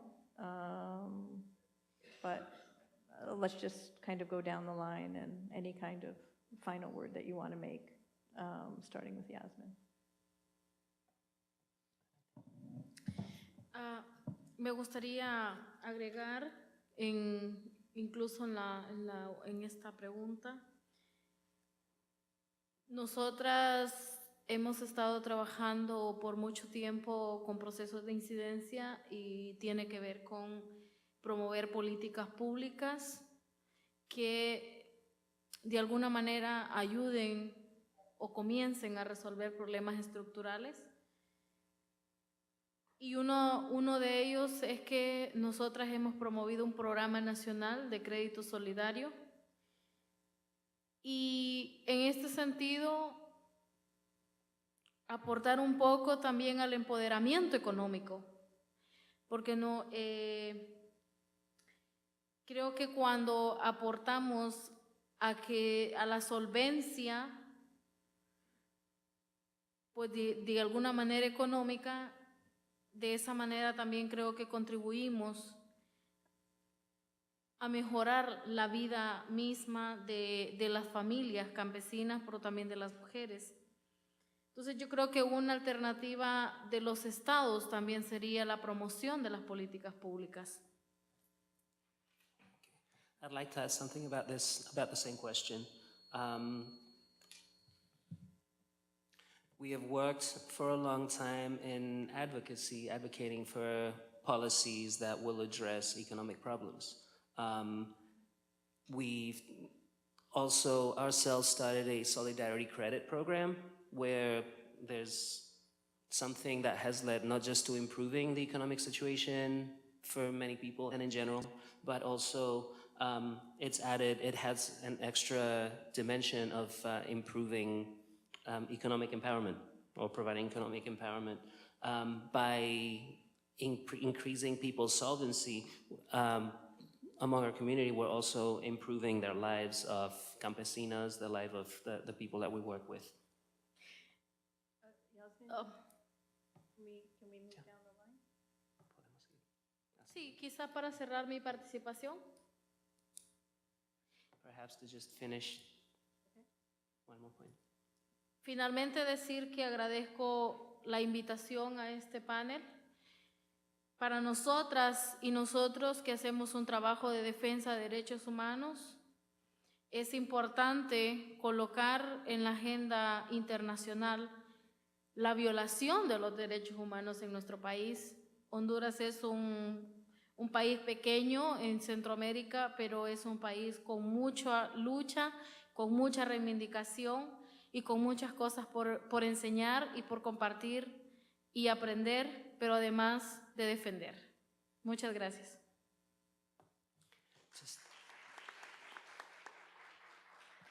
Just thank you once again to express my appreciation for being invited to this panel. For the work that we do, we always think it really important to highlight the work that we do in the defense of human rights. It's important for us to put human rights and the violations of human rights on the agenda, on the international agenda. Coming from a country like Honduras, which is a small country, but it has a very high incidence, very large problems with human rights. And thank you very much once again for having us here. Every time in Puerto Rico you say you are an independentist, or you believe that we should not be a colony of the United States, people tell you're gonna die, starve from hunger, because the image that people have in Puerto Rico of republic countries, countries that are not a colony, is a country that is poor. And people usually say, oh, look like it's Dominican Republic, or look how is Cuba. If you wanted to be independent, move to Cuba. But Puerto Rico is good like it is, right? So I say this because in our work, we have to face a lot of ideological challenges, a lot of ideas that are put there for centuries, that we could not be a free country, that we could not govern ourselves. One of our camp members or mutual aid center members, they are not independentists.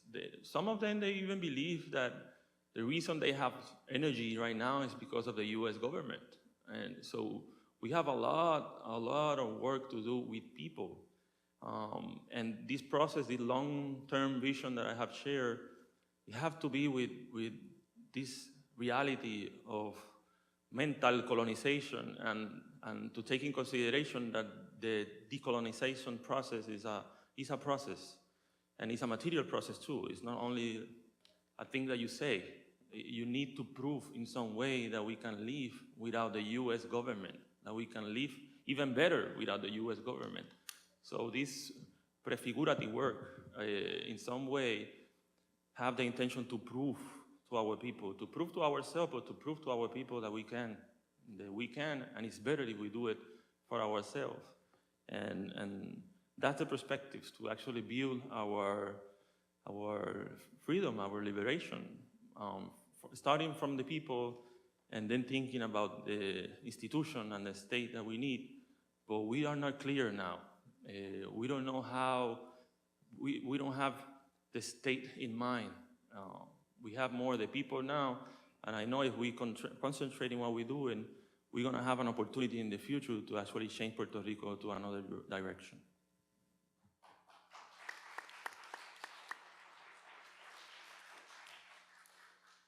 I really don't have much to say. I'm just struck by the fact that I've done these kinds of conferences before, and so much energy is exerted that way, which is great, but it never comes this way. So I would love to be in conversation with folks at some point in time. I don't really have much to add. I imagine we're going to have questions. No? I wanted to yield my time for a question or two. Can I do that? The session ends at 20 after. It's 17 after.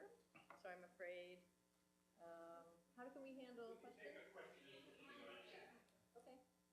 So you want to step up to the mic, sir? And the other side of the room, anybody want to ask a question? You step up to the mic up there.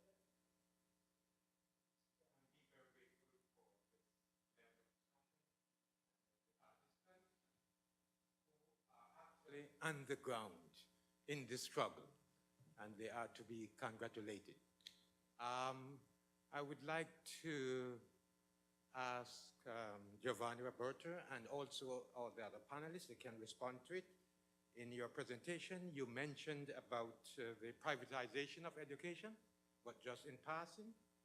And so if you could elaborate on the privatization of education in Puerto Rico as it related to the capitalist mode of production and in particular the kind of economic constraint and structural adjustment that Puerto Rico is having at this very moment.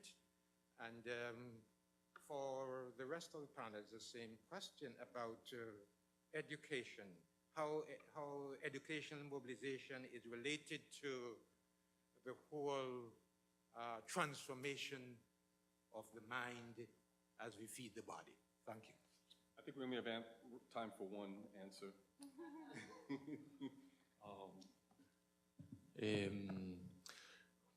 The government of Puerto Rico just approved a law that allowed charter schools to be established in Puerto Rico. That was a law that teachers were able to stop in 2008, and even before in 1993, they started to implement some of the measures that they are now implementing.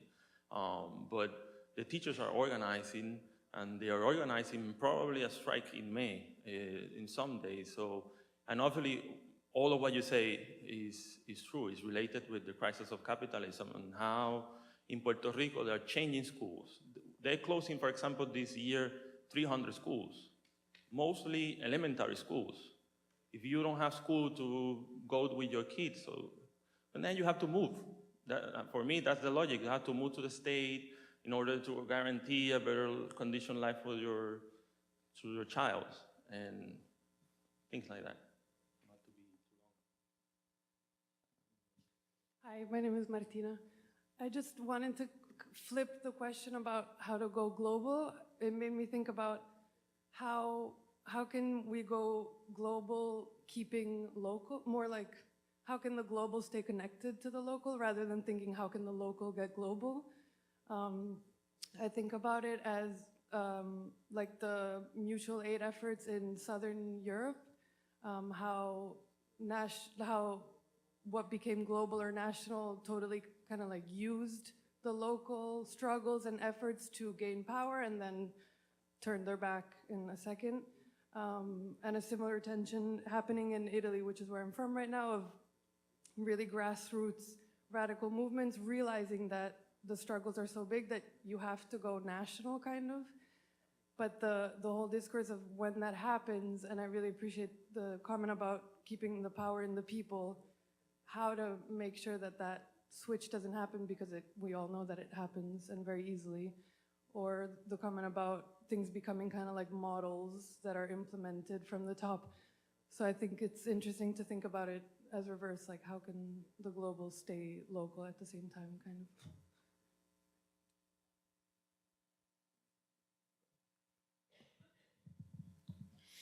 Bueno, como tú misma decías, la construcción de las alianzas, de las sinergias, pero además la articulación de los procesos, pues deben de salir desde la base, y la base construir las cosas nacionales, internacionales y todo lo que queramos construir.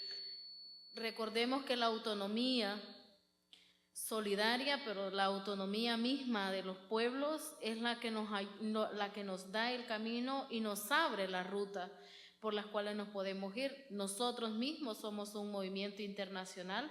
La Vía Campesina es un movimiento que está en todos los continentes del mundo, y donde quiera que podemos encontrarnos, nos encontramos los campesinos y las campesinas articuladas a la Vía Campesina, que no es una cosa... Es una cosa enorme, pero también es una dinámica y una gran familia, y por eso decimos, un día podemos necesitar un médico, un arquitecto, cualquier profesional que queramos, pero todos los días necesitamos a los campesinos y a las campesinas porque nos gusta alimentarnos diariamente.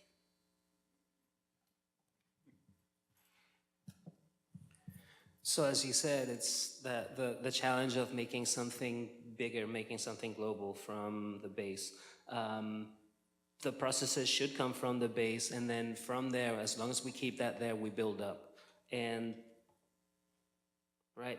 Remember that autonomy is what makes this process possible, is what opens up our roads, our ways. Via Campesina is actually a global movement. We are global, but we are very much rooted in different local organizations and struggles. It's everywhere, but it's wherever you are, huge, but also family, right? We can meet in different places at different levels, but we always remember that, or we remind people that you may need an architect or you may need a doctor at some point, but you always need agricultural workers, like, because we're hungry every day, right? We have to eat every day. So that's something that doesn't go away. Y por eso su lema de Vía Campesina dice, globalicemos la esperanza y globalicemos la lucha, es decir, que continuamos construyendo política ideológicamente y todos donde querramos encontrarnos nos podemos encontrar. Por eso digo, las luchas no tienen fronteras, los países tienen fronteras. So that's why our motto is globalized hope and globalized struggle. So we keep building up. Lo último que dijiste. Digo que las luchas no tienen fronteras, los países. Okay.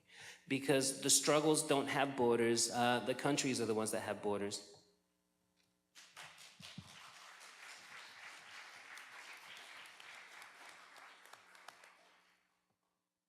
I think that's a great place to end the panel. It was a great honor to be on stage with all of you, and thank you. And tomorrow, of course, we're going to have time to have more in-depth conversations together. So I hope the people in this room also participate in them. But thanks again.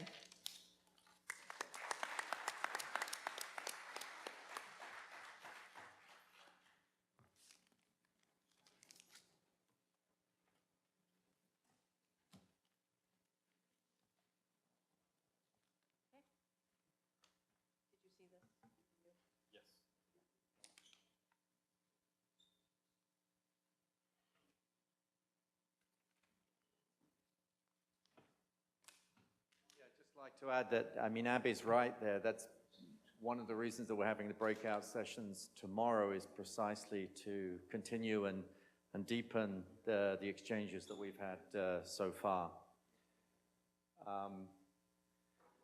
Rob Robinson is going to lead the next panel, but you want to have a conversation? Okay.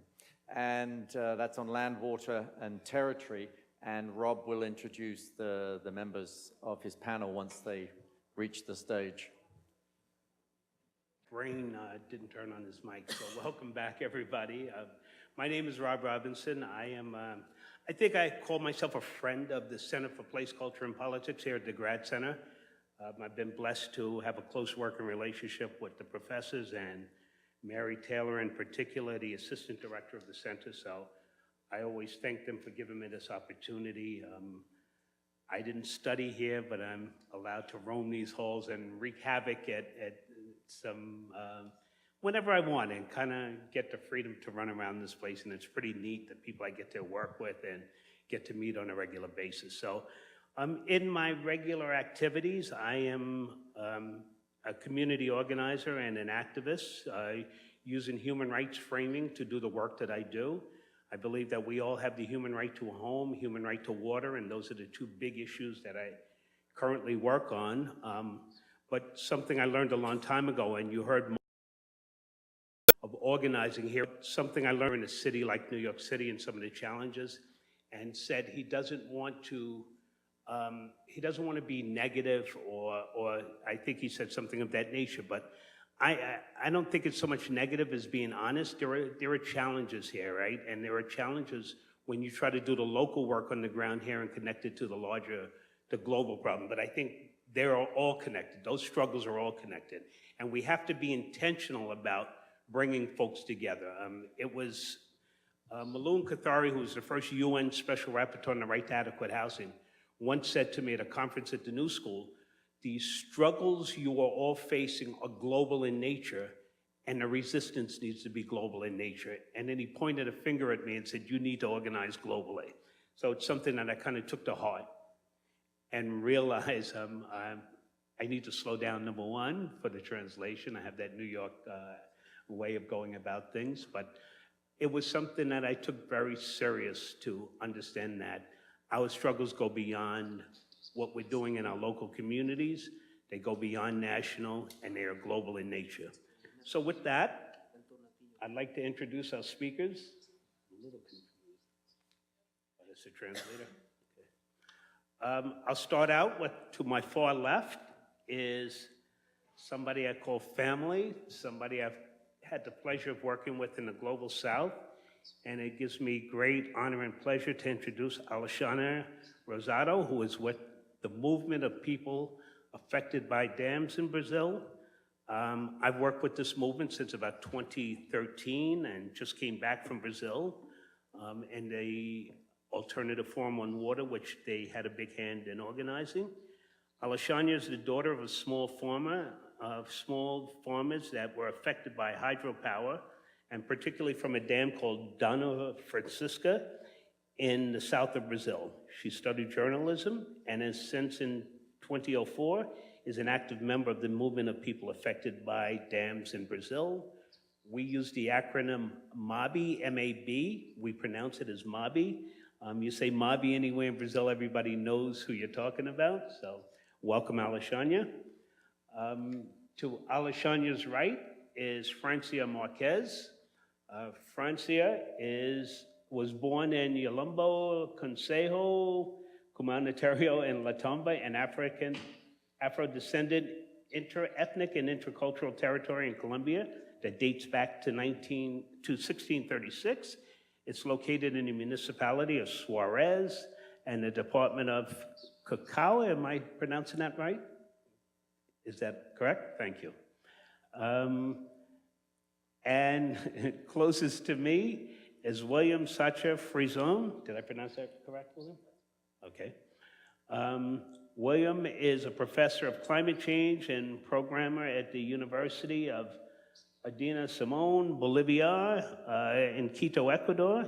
He holds a PhD in atmospheric and oceanic sciences from McGill University and a PhD in development and economics from Flasco, Quito. So let's start out with Alexandra. Alexandra will give you a little bit of context of some of the struggles of her organization, but how it relates to land, water, and territory in Brazil. Boa tarde a todos e a todas aqui nessa sala presentes hoje. Good afternoon, everyone here present in this room today.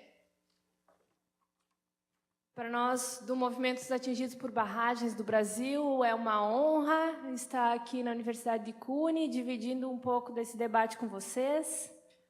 For us, from the movement of peoples affected by dams, it's an honor to be here at CUNY, sharing this space with you. Agradeço a todos os organizadores desse evento pelo convite.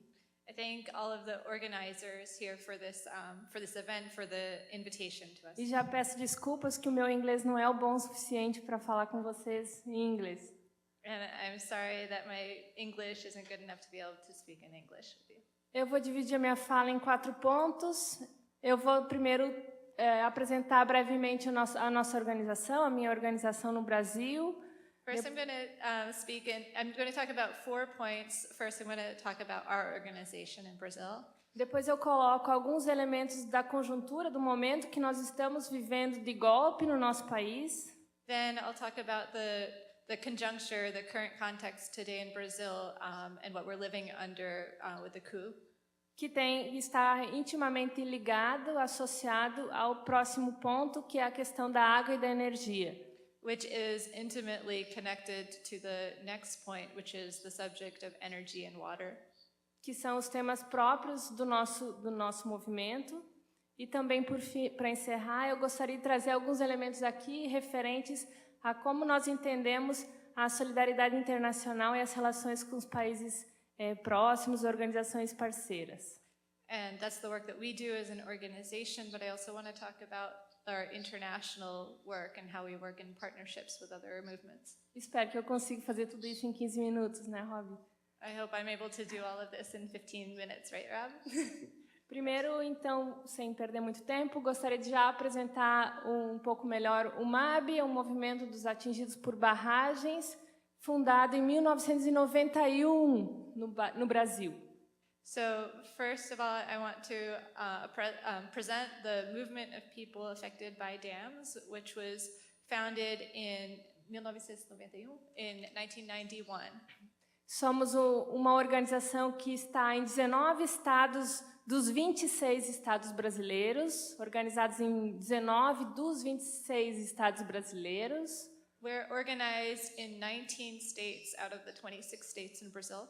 E nós somos um movimento que nasceu pela contradição que existe na construção de barragens, seja para usinas hidrelétricas, seja para acumulação de água ou rejeito de minério.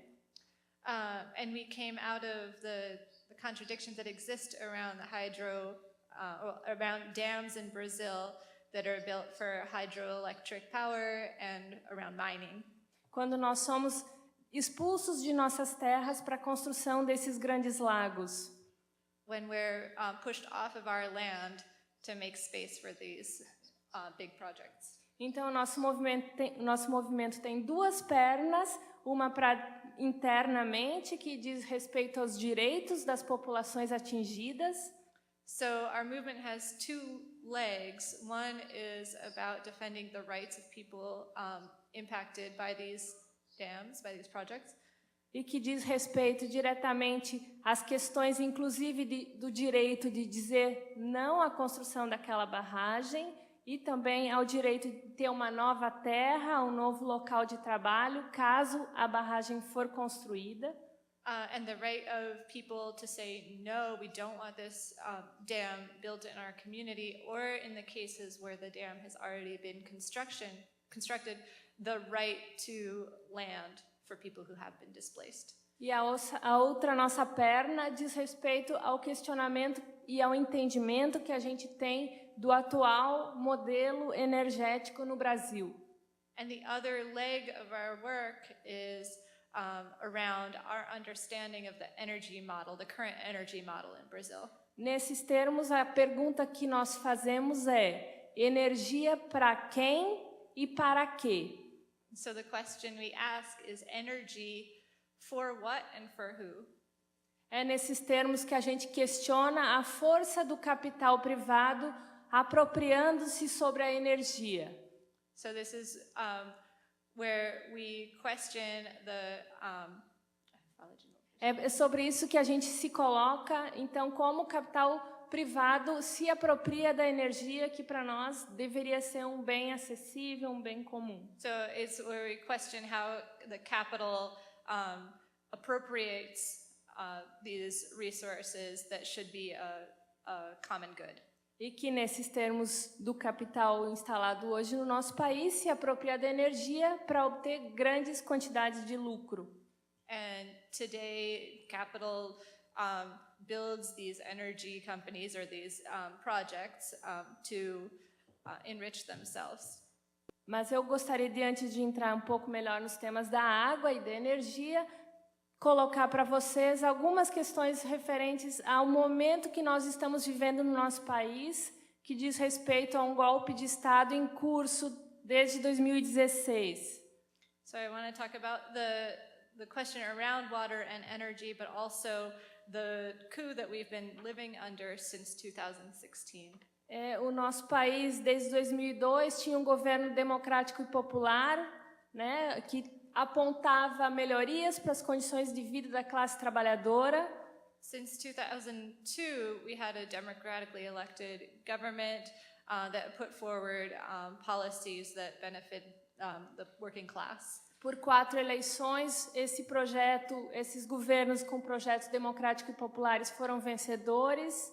And for 4 elections, these democratic governments that have supported the working class won elections. E desde da última eleição em 2014, com a vitória da presidente Dilma, houve um processo de golpe que se consolidou, ou que se efetivou com o impeachment da Dilma em 2016. And since the President Dilma won a re-election in 2014, there has been a process and a consolidation of a coup that came to fruition in 2016. Um segundo passo do golpe, e que continua até agora, são as grandes reformas que pioram as condições de vida dos trabalhadores, incluindo a reforma trabalhista, como o companheiro anteriormente falou, né, com as medidas de retirada dos direitos dos trabalhadores e grandes privatizações das empresas públicas do nosso país. And the second phase of the coup has been the taking away rights of workers, like the companheiro was talking about in Puerto Rico before, direitos trabalhistas e privatizações. And the privatization. E agora, há uma semana, então, a terceira etapa do golpe com a prisão do presidente Lula, que está preso numa cela solitária numa instância lá da Polícia Federal, num prédio da Polícia Federal do nosso país. And just a week ago was the third stage of the coup with the imprisonment of President Lula, who is now in solitary confinement in a federal prison. Eu falando assim pode ficar um pouco distante da realidade de vocês, mas para o nosso país, a prisão, e para o nosso povo, a prisão do presidente Lula significa interromper toda a luta de uma geração que há mais de 30 anos lutou contra a ditadura militar no nosso país. So this might seem a little bit distant from the reality of you here, but for us in Brazil, this is the imprisonment of someone who is struggling for over 30 years against the dictatorship. A gente acredita, então, que esse interrompimento, e tem três grandes blocos que operaram para esse golpe acontecer, que foram as forças do capital pelo interesse jurídico, né, que tem dado um grande avanço nisso, pelas forças das instituições da justiça brasileira, é um dos braços. So there are three areas that kind of organized around the coup, the advancement of the coup now. The first is the judicial. Midiático, das grandes empresas de televisão. Media, the big television companies. E parlamentar, pelos parlamentares do nosso país. The parliament and the government system. Aí eu já ligo a segunda parte do que eu vou falar. Esse golpe, na nossa leitura, ele está intimamente ligado às mudanças que os governos democráticos e populares fizeram na lei do petróleo. Nas mudanças que os governos do Lula e da Dilma fizeram na lei do petróleo. The changes that the Lula and Dilma government made in the laws around petroleum, oil. Que com a descoberta do pré-sal do nosso país, retira o nosso país da 15ª posição para a 3ª posição no ranking mundial em reservas de petróleo. With the discovery of the pre-salt oils that would put us at a higher level that we would have the third largest oil reserves in the world. E com uma política de proteção e de destino dos recursos oriundos da venda do petróleo para melhoria da qualidade de vida do povo brasileiro. And policies around protecting those resources and using those resources to support social programs. Uma segunda questão que a gente avalia que foi decisiva para o grande capital, as forças midiáticas e jurídicas parlamentares darem o golpe, foi as mudanças nas taxas de juros. The other area of these three, the parliamentary, judicial, and media organizing around the coup is around tariffs. E um terceiro aspecto foi na intervenção do Estado brasileiro sobre o preço da energia elétrica para a população brasileira. And then there is the intervention on the part of the government on the price of electricity for people in Brazil. Tudo isso foi, e o capital internacional impediu que isso continuasse, essas pequenas medidas de proteção do povo brasileiro e do capital brasileiro fossem avante e deram o golpe, consolidando o que a gente aponta como as medidas para o grande capital sair da crise que enfrenta desde 2008. So these were all pressures coming from international capital against the policies that were put into place to protect the people of Brazil. A partir de 2008. Isso, aí a crise que se estabeleceu internacionalmente a partir de 2008. And this is something that came from the 2008 crisis. Em momentos de crise, uma das saídas do capital na nossa avaliação é a apropriação dos bens naturais que ainda não dominam para transformá-los em mercadoria. So it means turning the natural resources that we have into commodities. E é nesse contexto que se insere com grande força no nosso país o tema da água. And a lot around the theme of water. Assim como foi apontado no Fórum Alternativo Mundial da Água, agora no final de março, em Brasília, do qual algumas pessoas aqui participaram, inclusive o Rob. This is talked about at the Alternative World Water Forum, which a few people here participated in, including Rob. E porque o país, o Brasil, detém 12 a 13% da água doce do mundo, então é um país com muito interesse do capital de apropriação da água. And so Brazil has between 12 to 13% of the fresh water of the world.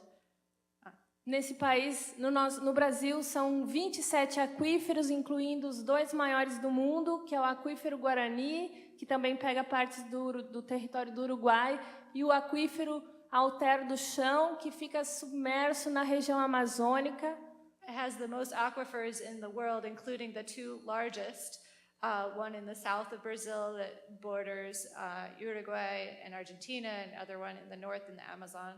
E as grandes bacias hidrográficas do mundo, tais como a Bacia Amazônica e a Bacia do Paraná, incluindo também a Bacia do Rio São Francisco, ficam no nosso território. Então, essa voracidade de apropriação da água no nosso país, tendo em vista a quantidade desse bem lá existente. We have some of the largest water basins in the world between the Amazon and the Rio São Francisco and the Rio Paraná. Então, a gente percebe esse grande interesse do capital internacional em criar esse mercado mundial da água para apropriação e extrair lucros sobre a água do nosso país. So the big international companies want to gain wealth through the privatization of the water, or through control of the water. E aí são várias ações que recaem, desde a privatização do sistema de abastecimento das grandes cidades, a privatização sobre os sistemas de abastecimento de grandes cidades é uma das estratégias. So one of the strategies are the privatization of water in the big cities. A privatização, inclusive, dos rios, com projeto de lei já tramitando no Congresso Federal. The privatization of rivers, which is already a law trying to be passed in the National Congress. Privatização dos aquíferos. Privatization of the aquifers. E também dos grandes lagos de barragens. And also the big lakes around the dams. Então, o acesso livre será proibido. Assim, quem terá acesso à água com essas medidas em curso será quem tem condição de pagar. Isso fere os direitos humanos. So the people who would have access to these waters are the people who can pay for them. Além de ferir os direitos humanos, fere a soberania do nosso país. So this hurts human rights and it hurts our country. E uma das consequências graves e drásticas para a população urbana é o aumento considerável das tarifas de água, assim como aconteceu com a privatização do setor elétrico, que aumentou em 400% o preço, as tarifas de energia elétrica para as residências. So the tariffs or the taxes on water are going up in the big cities, just like they have for electricity. Outras consequências é a queda na qualidade no abastecimento para as grandes cidades. Also, the quality of water is going down in the big cities. Sem falar na destruição dos rios no que compete à grande extração de água para irrigação dos grandes complexos do agronegócio de produção agrícola. Then there is the destruction of rivers that are being drained to provide water for a big agribusiness. Tal como já vem acontecendo na região oeste da Bahia, num dos estados do Nordeste brasileiro, onde os rios estão praticamente secos, com um rio já seco completamente pela extração de água para irrigação. And this is what's happening in the northeast of the country, in Bahia. There's one river that is actually totally dry because of this type of extraction for irrigation. As consequências são drásticas porque aumenta também o desmatamento das florestas, tanto que o agronegócio quer ampliar de 6 milhões de hectares de área irrigada, de produção agrícola irrigada, para 30 milhões de hectares de área agrícola irrigada. O agronegócio quer ampliar de 6 milhões para 30 milhões. So agribusiness wants to move from 6 million to 6 milhões até 30 to 30 million hectares of land para irrigar, to irrigate for agribusiness. E isso basicamente são os grandes proprietários, proprietários de terras no nosso país. Não serve para os camponeses, para os pequenos trabalhadores. And these are for large-scale landowners. This does not serve peasant farmers. Isso também impacta a questão energética, por conta que as grandes transnacionais que hoje são donas do setor elétrico brasileiro, praticamente donas do setor elétrico, também serão donas dos rios e lagos brasileiros. So, and this is coming from the transnational companies that are owners of the big electrical companies. E seria setor elétrico e o setor elétrico e donos dos rios, né? Dos lagos. Yeah, and so they'd become the owners of the rivers and the lakes. Então a gente reafirma que a água é um direito humano, é um direito do povo e por ele deve ser cuidada, preservada e não deve ser jamais de uso para grandes empresas ganharem muito dinheiro sobre a população, sobre as tarifas pagas pela população, sobre todo o uso que por direito a população tem que ter acesso. So we reaffirm that water is a right of the people, and it's a human right, and it should never be given away to the big companies for their use. Uhum. Eu gostaria de também falar algumas coisas muito breves, porque o meu tempo está encerrando. I want to say a few things sobre o setor elétrico. Yeah, go ahead. E que está em curso também, desde que o governo golpista assumiu o nosso país, a privatização completa da Eletrobras, que é a empresa pública do nosso país. Since the coup, there's been the full privatization of our electrical company. Com o restante do que ainda existe de público da geração, que são 31% da geração. That generates 38% of the electricity in Brazil. Equivalente a 47 grandes usinas hidrelétricas. And has 47% of the hydroelectric plants. 51% das linhas de transmissão da energia do nosso país também está sendo posta para privatizar. And 51% of the energy transmission lines. Equivale a 71 mil quilômetros de linhas de transmissão. That is 71,000 miles of transmission. Possível de fazer uma volta e meia na Terra, com tanto. You could go around the Earth 1.5 times. E 10% da distribuição da energia elétrica ainda do nosso país. And 10% of the distribution of electricity in our country.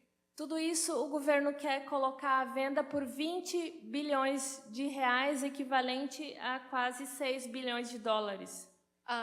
For this, the government wants to sell it for 20 billion reals, which would be about $5 billion.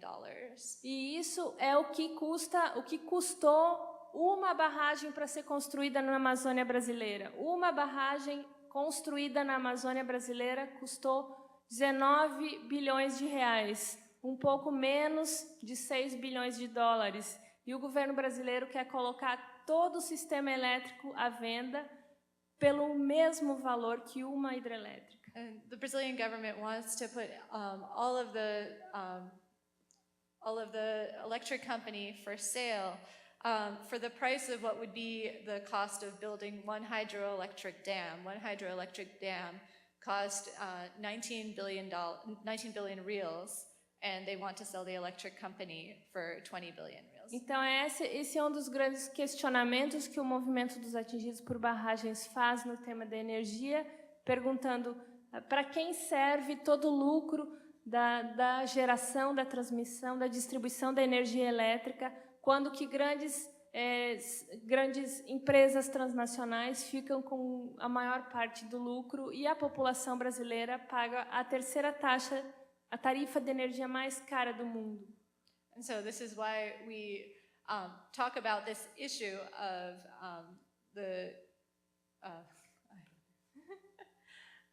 fala de novo. Então, a quem interessa a privatização do setor elétrico. So in whose interest is the privatization of the electrical companies? Sendo que grandes corporações, empresas do mundo inteiro aumentam muito os seus lucros. Given that big corporations around the world are making more money, ao custo da exploração do trabalhador brasileiro que paga a terceira tarifa mais cara de energia do mundo. At the expense of a Brazilian worker who pays the third largest rate in electricity in the world. E ao custo da destruição ambiental de grandes extensões de áreas de terra do nosso país. And the cost of environmental destruction and the desmatamento and grandes áreas de terras. And control of many areas of land. E por fim, para encerrar, sobre o custo também da apropriação da água e dos rios do nosso país.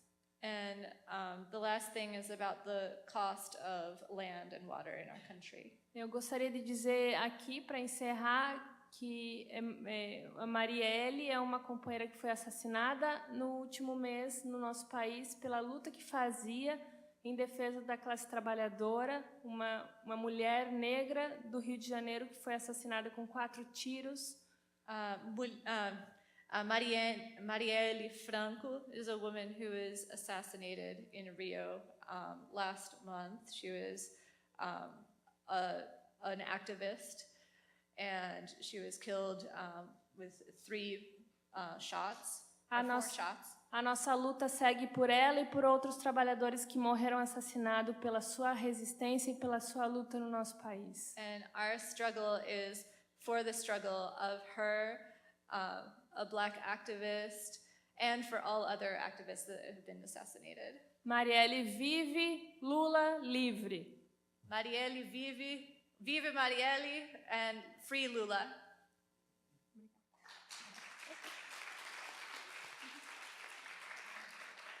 Sorry. Obrigada, Alexandra. That is my sister in the struggle from Brazil. Very passionate about this struggle, and I've learned quite a bit from her. She will be around the entire weekend, so you can speak to her one-on-one. A lot of knowledge, comes from a very militant background, so I just appreciate her being here. Before we move forward with Francie, I want to first acknowledge Lydia Simas on the end, who did the translation. Lydia and I have been working together. Lydia is from Grassroots International. You heard Yasmin talk about her earlier. Lydia and I both are part of the makeup of the U.S. Solidarity Committee with MABI, so our relationship exists with the two on the end, some powerful women in the struggle, and I appreciate them. I neglected to introduce my brother to the left, Nick Estes, in my introduction, so I have to make up for that. Nick is with the Wakasa from the Lower Brule Sioux tribe. He holds a PhD in American Studies from the University of New Mexico, is currently the American Democracy Fellow at Harvard University's Charles Warren Center for Studies in American History. And I'm sure he will expand around this subject of the water that Aleshania touched on, because those struggles are here in the US, and it just tells us why we all need to be building this global solidarity. So with that, I will introduce Francia. It's yours, Francia. Please try to stick to 15 minutes. We want to make this an interactive conversation with the audience. So we want to give the audience the time to ask questions. I'm gonna kind of ask you to stick to the time. Mamira, hold up your hand. We'll be waving at you guys. Mamira, I'm sorry, we'll be holding up our hand to keep you on point. If I can't, so if you see her doing jumping jacks, then you need to come to an end. So thank you. Go ahead, Francia.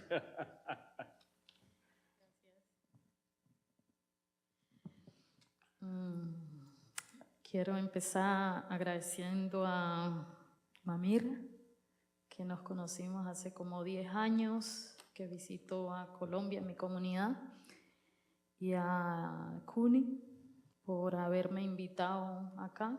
Estoy con mi mamá. Y bueno, me alegra mucho que estén hablando de solidaridad siempre, digamos. I want to start by thanking Mamira, who I met in Colombia many years ago and invited me to come here. I'm here with my mom, and I'm really happy that we're discussing solidarity. Yo crecí en un territorio ancestral que data desde 1636. Eso quiere decir que mis ancestros y ancestras traídas en condición de esclavitud a América, desde África, llegaron en ese momento. I'm from an ancestral territory established in 1636, which means that my ancestors, my family, were brought there under conditions of slavery from Africa to the Americas.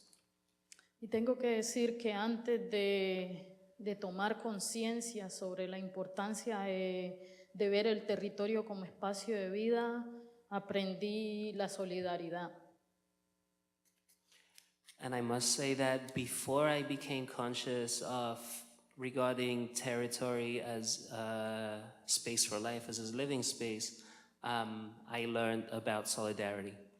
Entonces, desde muy pequeña yo vi cómo la gente en mi comunidad realizaba prácticas colectivas siempre de forma solidaria. So growing up as a child, I always saw how the people in my community had community discussions, had talks with a lot of solidarity involved. Entonces, desde los 5 años nosotros aprendimos a hacer minería ancestral y también a cultivar. Y yo vi cómo en mi comunidad la gente organizaba los grupos para ayudarse mutuamente en esos trabajos, en esas labores. So from the age of 5, we started learning how to work together in minería ancestral, estilo tradicional, no industrial. Tradicional.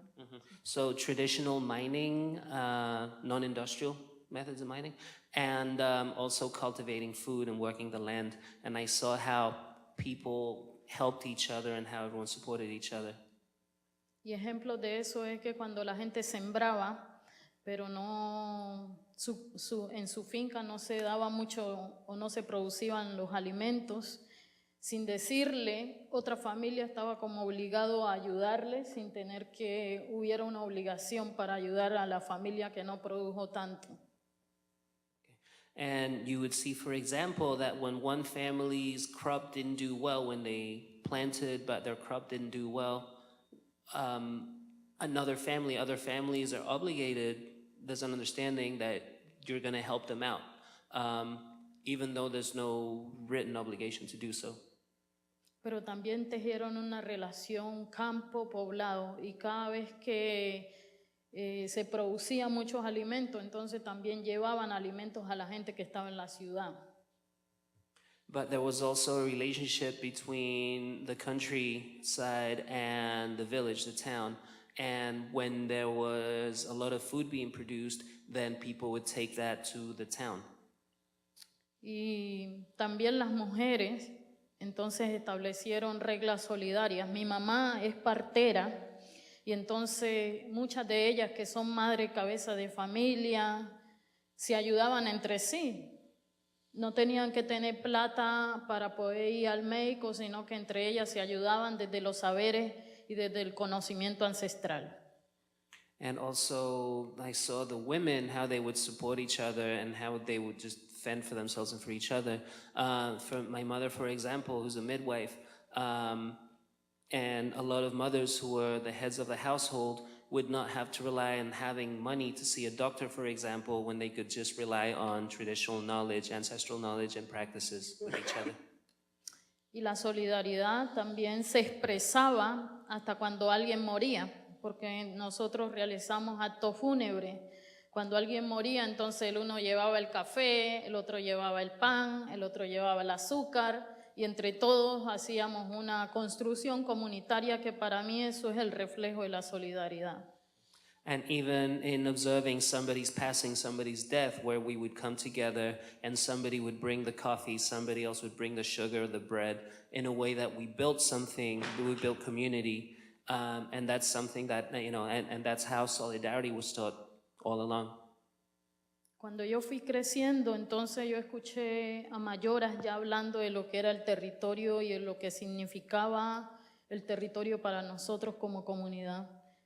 Y escuché una vez decir a una señora que se llama Paulina Balanta que el territorio para nosotros era padre y madre, que el territorio para nosotros era dignidad y que la dignidad no tenía precio. And as I grew older, I would hear the adults talking about territory and how the territory is something, what it meant to us, right? I remember a woman named Paulina Balanta who said that our territory was father, mother, and dignity, and without it, you just couldn't live. Y esto era porque ellas no sabían leer, pero habían tenido el mismo problema de que se había construido en los años 80 una represa que despojó la tierra de la gente, igual que como en Brasil. And this was something that in a context where they didn't know how to read, but they there had been the same problem as in Brazil, that there had been a dam built in the 1980s where a lot of people had lost their land and had been displaced. Lo paradójico es que este proyecto se hizo en nombre del desarrollo. Cuando llegó a la comunidad le dijeron a la gente que había que construir una represa porque eso generaría desarrollo y eso nos sacaría de la pobreza. The irony here is that they said that this dam would be built in the name of development, that it would bring development. When they came to the territory and they spoke to the population, they said that this would pull us out of poverty. Y yo creo que entonces hoy tenemos un desafío y es entender, bueno, ¿qué llamamos por pobreza? ¿O qué llamamos por desarrollo? Porque esa palabra desarrollo para nosotros los afrodescendientes significó la esclavitud. Y hoy esa misma palabra desarrollo y de erradicación de la pobreza sigue siendo una situación que ha empobrecido a la comunidad, que ha asesinado a líderes y lideresas, que ha destruido el medio ambiente, que ha vaciado territorios, que ha destruido ríos y que ha vuelto a la gente en una nueva esclavitud moderna. And our challenge is to always question and to reevaluate what poverty means and what development can mean. For Afro-descendants, development was being enslaved. It was slavery. And being impoverished. Development means creating poverty for a lot of people, and it means killing leaders, it means destroying land and rivers, and we need. Devuelto a la gente a condiciones de esclavitud. All right, with the result that what we've ended up with is a return to the conditions of slavery for the people. En 2009, entonces, nosotros tuvimos una presencia de grupos paramilitares muy fuertes sobre el territorio y a la misma vez se entregaron títulos de explotación minera a grandes empresas transnacionales en el territorio nuestro, a la tercera empresa más grande del mundo en explotación minera, como es la Anglo-Gola y esta empresa solicitó órdenes de desalojo de la comunidad donde nosotros vivíamos. In 2009, with heavy paramilitary presence on our territory, at the same time there were very large mining concessions being given out by the government. In our territory, we ended up seeing that there was a concession handed to the third largest mining company in the world. Y en ese momento hubieron muchos argumentos de parte del Estado para justificar el desalojo de mi comunidad. Argumentos como que la minería es de interés nacional. Entonces el interés nacional tiene que ponerse por encima del interés particular, que en ese caso los particulares éramos nosotros los negros. Right. So the mining multinational proceeded right away to try and displace people and to get orders of expulsion or eviction from certain areas. The government jumped right in there to try and defend and make excuses and explain how this was good. It was a matter of national interest, and national interest always supersedes personal or local interests. And in this case, it was just not in the interest of the black people. Y entonces nosotros decíamos, otros argumentos, que colocaban era como que el subsuelo es del Estado y entonces el Estado define sobre qué se hace sobre el subsuelo y sobre eso cómo afecta nuestras vidas. Nosotros empezamos a cambiar el lenguaje y dijimos es que el subsuelo es del Estado, el suelo es de nosotros y para llegar al subsuelo tiene que pasar por el suelo. Tiene que destruir el suelo y nosotros no lo vamos a permitir. Another argument the government presented, was to say that the sub-layer, like the subsoil, the underground of the land belongs to the state, and they, again, with national interest, they had a right to get to it. And we counter-argued that, well, while that may be the case, the soil on top of that was ours, and in order to get to the subsoil, you have to destroy the soil, which is ours, so we won't take it. También se nos decía es que ustedes no son comunidad afrodescendiente, por tanto ustedes no tienen derecho a la consulta previa establecida en el convenio 169 de la OIT. Nosotros decíamos, nosotros somos comunidad negra, no son ustedes quienes dicen quiénes somos nosotros. Ustedes que nos han negado, ustedes que nos han racializado, ustedes que nos han discriminado, no son quienes definen qué somos nosotros y qué es lo que queremos.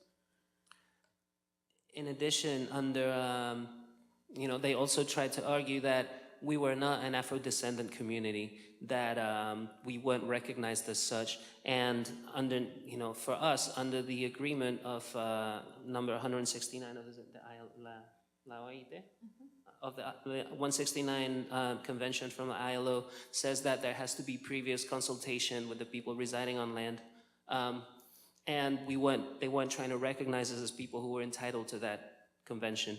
But we said, yes, we're here, you defined us, you racialized us, and we won't move. Y entonces tengo que decir que fue ahí que conocí la solidaridad a una escala mayor.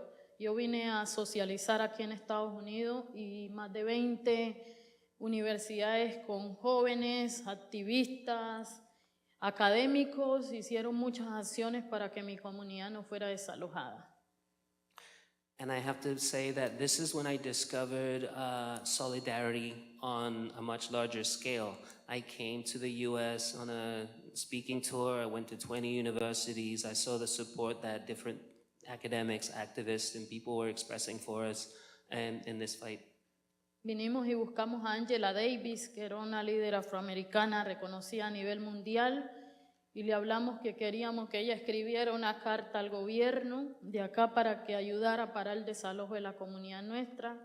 Y ella me dijo algo como que Yo estuve a punto de ser asesinada aquí en los Estados Unidos y tengo un compromiso con la diáspora porque la solidaridad internacional salvó mi vida. And when we came here, we met with Angela Davis, who's a very important Afro-descendant leader in North America, and asked her to write a letter to her government to see if it would make a statement in our support. And she told us how she had almost been assassinated while here in the US, and that she was very committed to the diaspora. Cuando yo vine acá, muchos estudiantes mandaron cartas al Consejo de Estado, hicieron meeting en algunas partes de donde estaban estas empresas, muchos periodistas y documentalistas fueron a Colombia, hicieron varios reportajes de la historia de mi comunidad y ayudaron a visibilizar la situación. Eso de alguna manera ayudó a que hoy mi comunidad todavía siga estando en el territorio, así yo, Francia Márquez, haya tenido que salir desplazada. A lot of students wrote letters to the government and held meetings at the headquarters or offices of different corporations who were involved in this struggle. There were documentary filmmakers and journalists that traveled to Colombia and documented our existence, our history, our culture, our land, and it gave us visibility, and I believe that that really helped. Así que yo creo que la solidaridad es algo que se expresa de múltiples maneras y como lo decía el compañero que yo creo que pasa por entender que somos seres humanos, que hacemos parte de este mundo y que cada uno de nosotros tiene una responsabilidad sobre el cómo llevar esta vida, sobre el cómo hacer este mundo más justo y más posible para todos. Y eso implica no solo pensar en nosotros, sino pensar en los otros hermanos que son parte de la naturaleza, ¿sí? Porque nosotros hemos creído que somos dueños del planeta y nosotros no somos dueños, nosotros somos parte. Y yo creo que en ese calentamiento global hoy nos toca que mirar, nos toca que hacer un replanteamiento de la forma como hemos vivido, ¿sí? De la forma como hemos ayudado a destruir esta gran casa.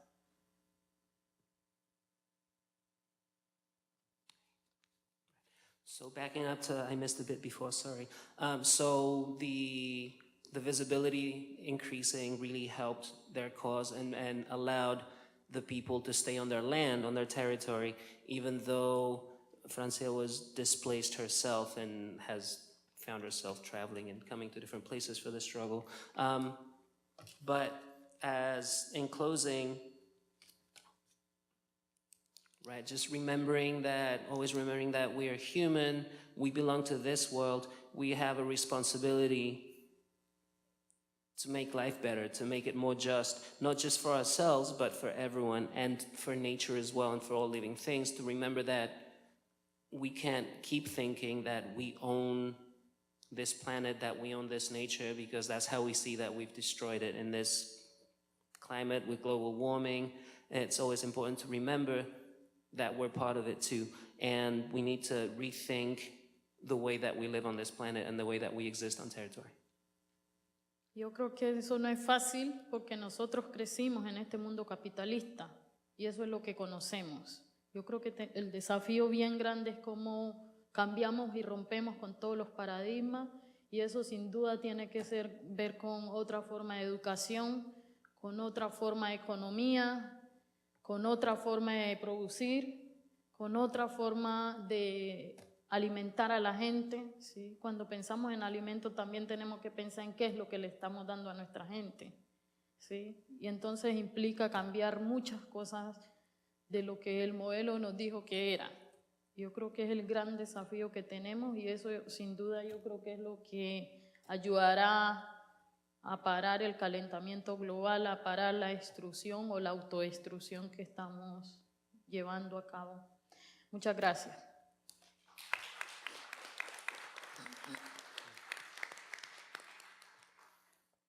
So in rethinking how we live, we have to, it's hard, it's a challenge because we've all been raised in this capitalist idea and way of thinking and this paradigm. So it means doing something that we might not know how to do, and we do need a different way, a new way for education, for economics, for production, for feeding people, not just feeding people, but how and what we feed people, and changing the model, which is a challenge. Thank you.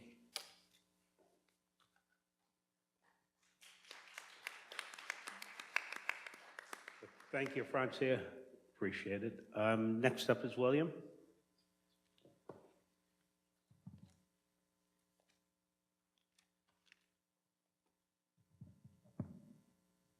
Well, thank you, Robert. Good afternoon to everybody. First, a big thanks for letting us all here present to try to leave some parasites in the monster's belly. In my case, these are Ecuadorian parasites. They are strong. So actually, to add to another line, I think it's one of the most important ones in that case, to Robert's presentation.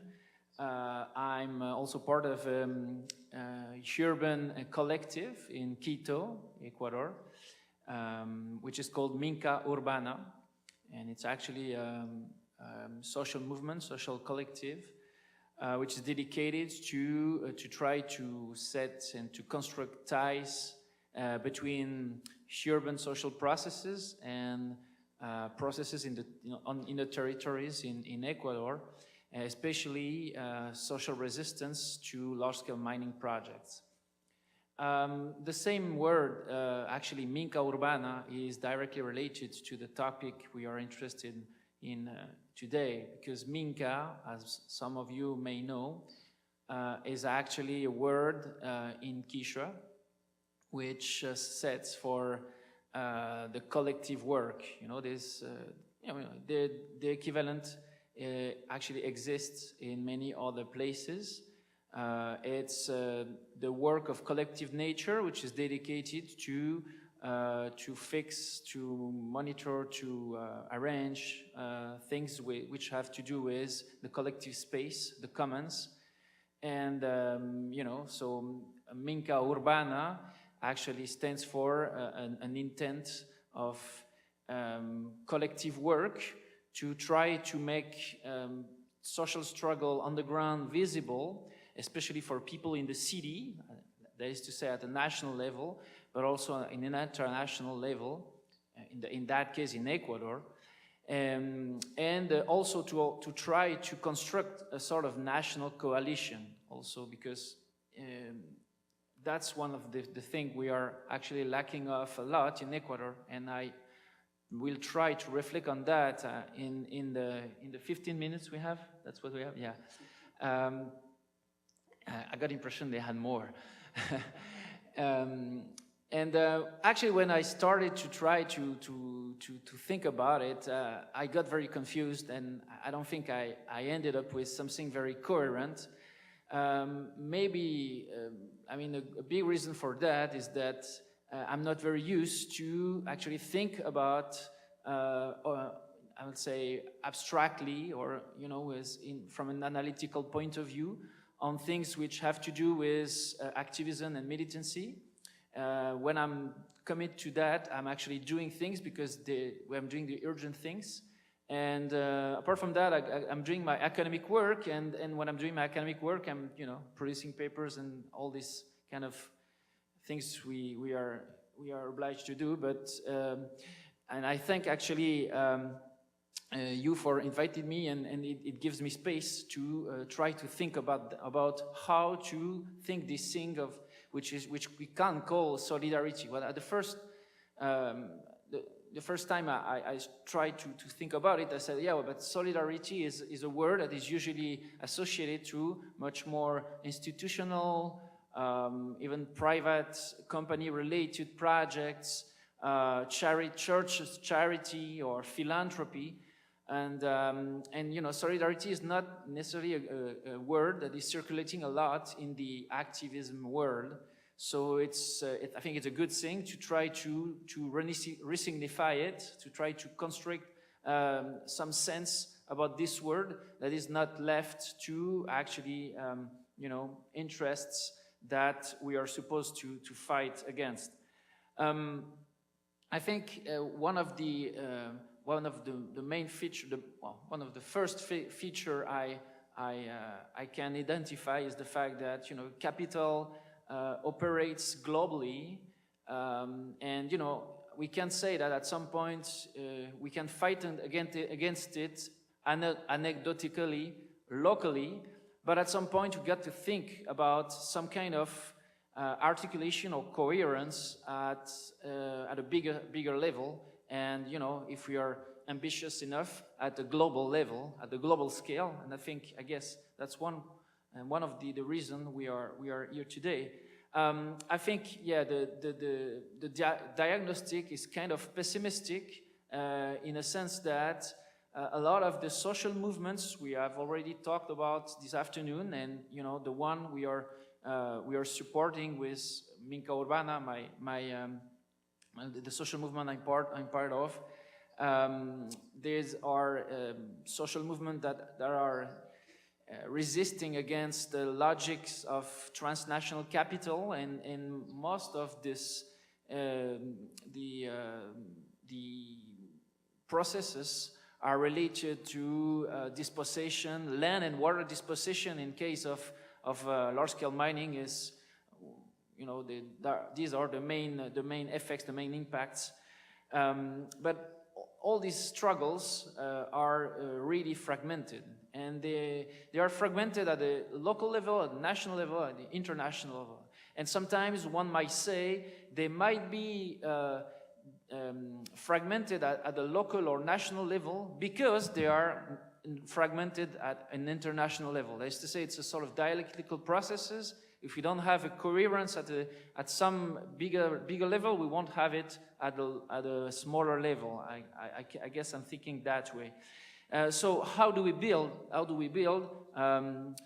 some kind of coherent, articulated, powerful against transnational capital and its accumulation logics at a scale that is bigger than the local or even the national scale? I think it's a very important and a very hard question to answer. I don't pretend I'm going to answer it. I just want to put to your consideration a series of elements that might be of interest based on my experience of social movement against large-scale mining in Latin America, basically. But I will quote I will cite two examples.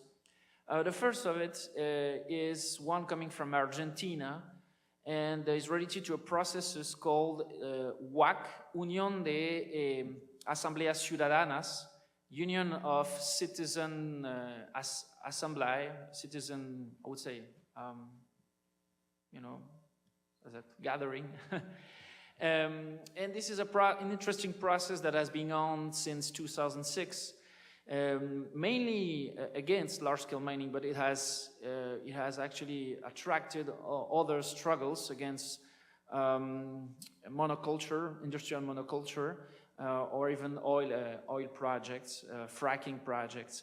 And these processes, in my opinion, has been very effective in constructing a solidarity, at least at a national level. Well, somehow we can think of Argentina as a fragmented country. Also, it's divided into provinces.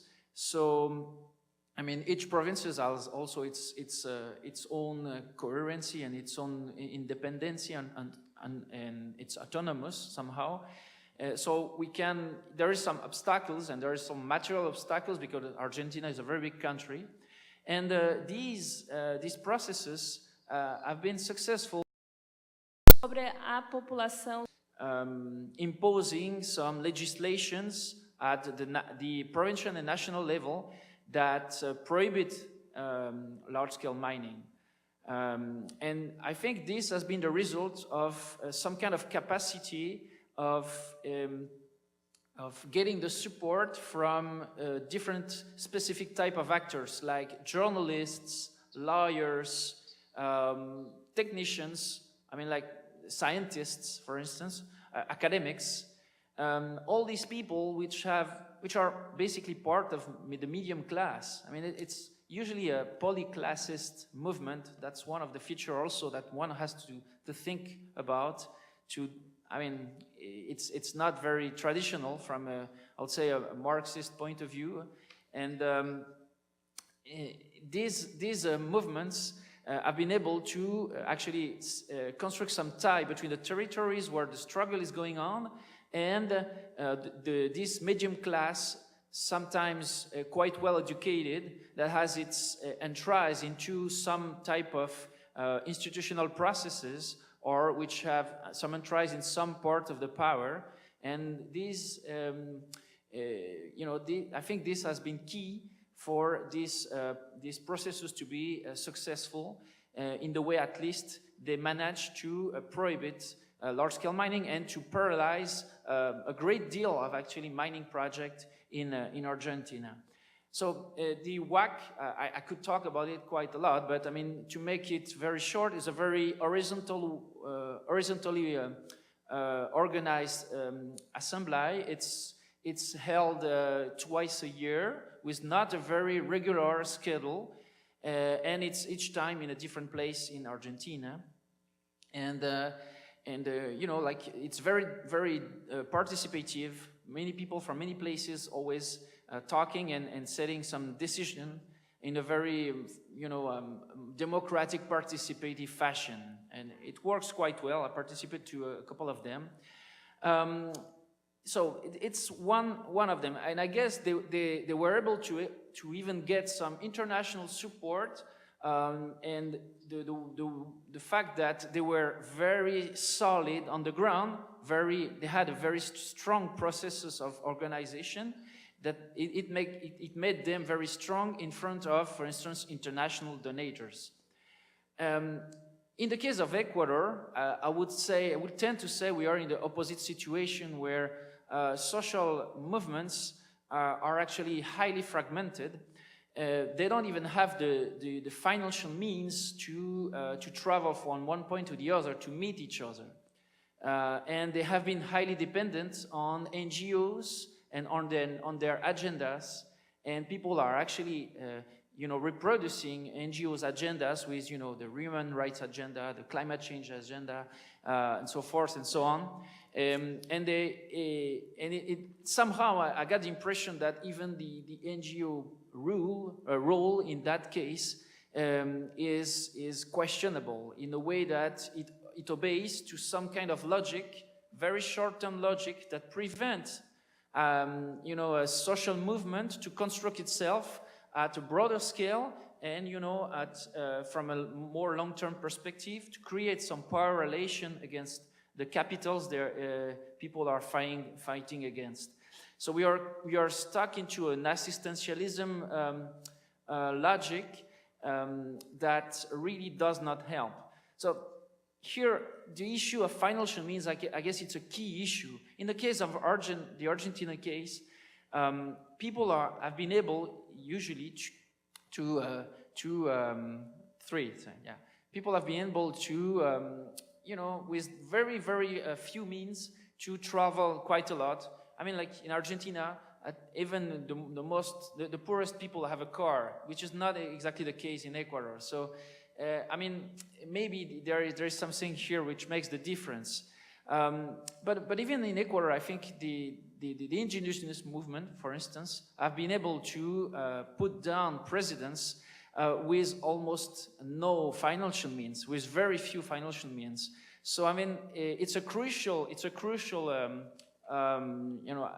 the nerve of the war. But there are also means to think of a very costly, efficient way to organize the struggle, I guess.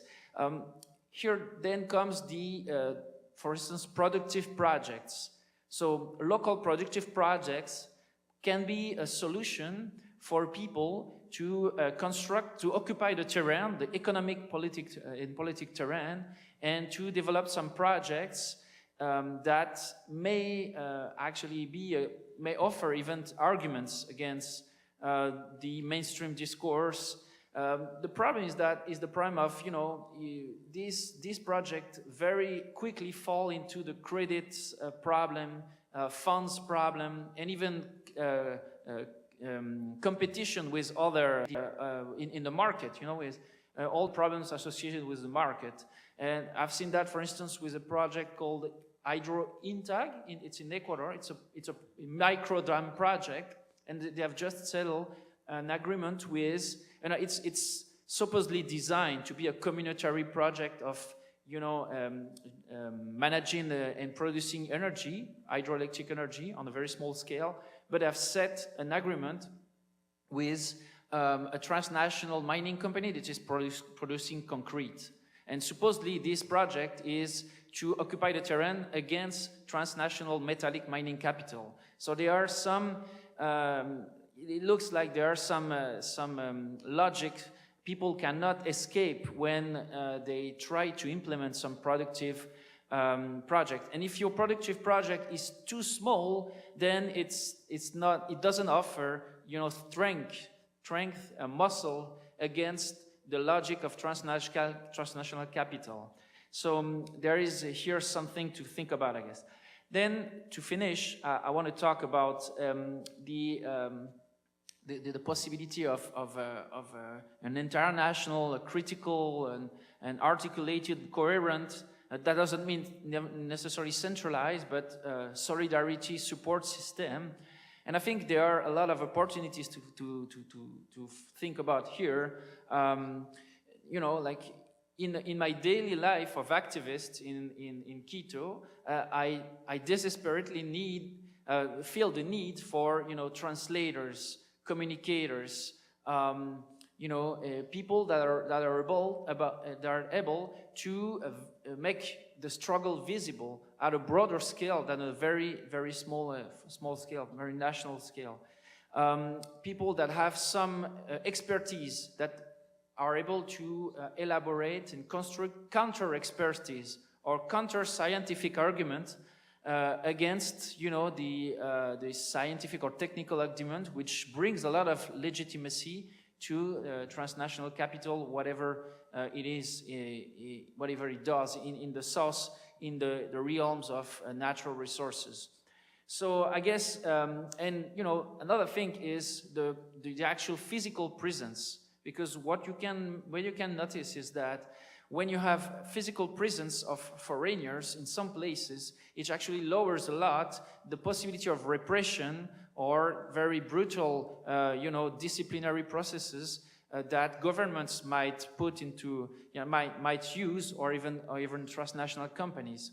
So I always think, when I'm in Ecuador, I always think, okay, but if we could be like 200 persons and maybe a quarter of them coming from different countries and just block the road here, I mean, it would really do a lot of harm in some kind of specific contexts, and if these are also actions that can be thought about. I mean, if you are able to communicate very well about some type of direct action, this might not be seen as violent as it is seen and perceived on a national or global scale. So here are the lines I have been thinking about. That's where I am so far. So I thank you for listening, and I'll be happy to get your questions and commentaries. Thank you.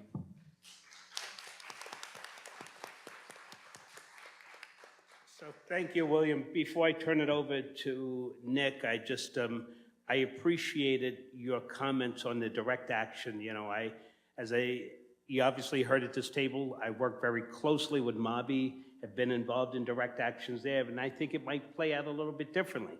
And maybe it's a numbers thing, but I've been in protest marches with Mabi with 10,000 people in Brazil, right? And keeping military police at bay, but having support from other organizations. So the MST supporting us while we're doing these actions. But at the same time, I was just there while Mario Franco was killed. and spoke out about Afro-Brazilian people and the way they treated in Brazil, then all of a sudden I'm being followed by military police. So you wonder how it really plays out. But it'll be interesting to hear your thoughts about this over the weekend. So thank you for your comments. So without further ado, I'm going to turn this over to Nick Estes. Want to go up?